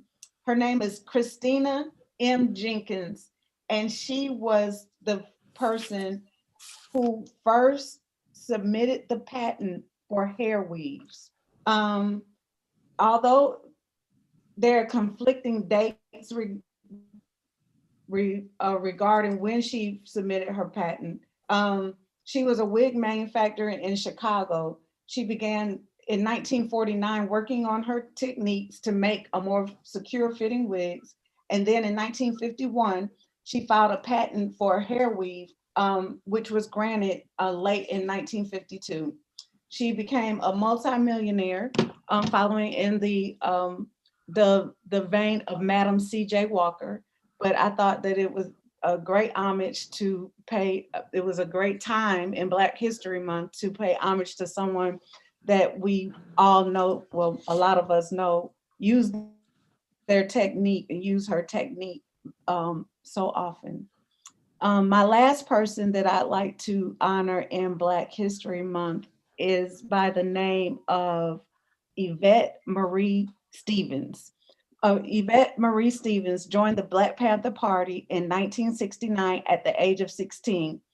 At this time, she sold newspapers, but she's most noted for starting and developing the party's free breakfast program for children, which they would eat. So many children were going to school hungry that a lot of people don't know that the Black Panther Party started the free breakfast program. And Yvette Stevens was the person who was instrumental in starting and working in this the breakfast program by the Black Panthers. Yvette changed her name from Yvette Marie Stevens to Shaka Aduma Adolfo Yingay Karif. In 1970, she married a bassist by the name of Hussein Khan, and thus changing her name to Shaka Khan. So Shaka Khan is one of the people who started the free breakfast program through the Black Panther Party. And I thought that was a great moment, of a great tidbit of Black history. And that's all I have for my board comments today. Oh, all right. Thank you, Commissioner Washington. Commissioner Williams. So last time I spoke about an author, Ijoma Oluo, who wrote So You Want to Talk About Race. Well, I want to introduce you today to another author who really I have loved since I first started reading her work. Now, can I screen share? Yes. Okay. So this person's name is, well, her pseudonym is Bell Hooks. Her real name is Gloria Jean Watkins. She's just a couple years younger than I am, so she's still a young thing. And she wrote 2 books that I wanted to share some quotes from. Teaching to Transgress was a book I first read in my doctoral work. And a lot of what she says applies still in community work. So her quote is, as a classroom community, our capacity to generate excitement is deeply affected by our interest in one another, in hearing one another's voices, in recognizing one another's presence. And if we took the word classroom out of that and just said, as a community, her whole focus was just that we should be deeply interested in hearing and seeing what other people are doing. Here's another quote that I like. I want there to be a place in the world where people can engage in one another's differences in a way that is redemptive, full of hope and possibility. Not in order to love you, I must make you something else. That's what domination is all about. That in order to be close to you, I must possess you, remake you, and recast you. And so that idea of we should be comfortable with ourselves and again, listen to other people with the idea that you could learn from other people and there's so much possibility. And then this is the last quote, and I guess this one I like because it's something that my parents talked about a lot as I was growing up. Here's what she says. I am passionate about everything in my life. First and foremost, passionate about ideas. And then she goes on to say, and that's a dangerous person to be in this society, not just because I'm a woman, but because it's such a fundamentally anti-intellectual, anti-critical thinking society. And my parents often talked to me about how it was really important to talk about ideas. Now, you may have thought that when I put her name up there that I missed some capital letters, but she purposely did not put capital letters in her pseudonym which, by the way, is her grandmother's name. Because, and this is another reason I really like her, she wanted to shift attention from her identity to her ideas. And that philosophy is just really, really, something that I really like to embrace. And I like ideas about everything. And she exemplified that to me. So I don't have any other comments. Those are my comments. All right, Commissioner Williams. Commissioner Washington, you got a follow-up? Did you have a follow-up? Bell Hooks has been one of my favorites since I was at Spelman and we had to read Ain't I a Woman. Oh my goodness. Thank you, Commissioner Williams, for reminding me of some great literature. So yeah, that's all.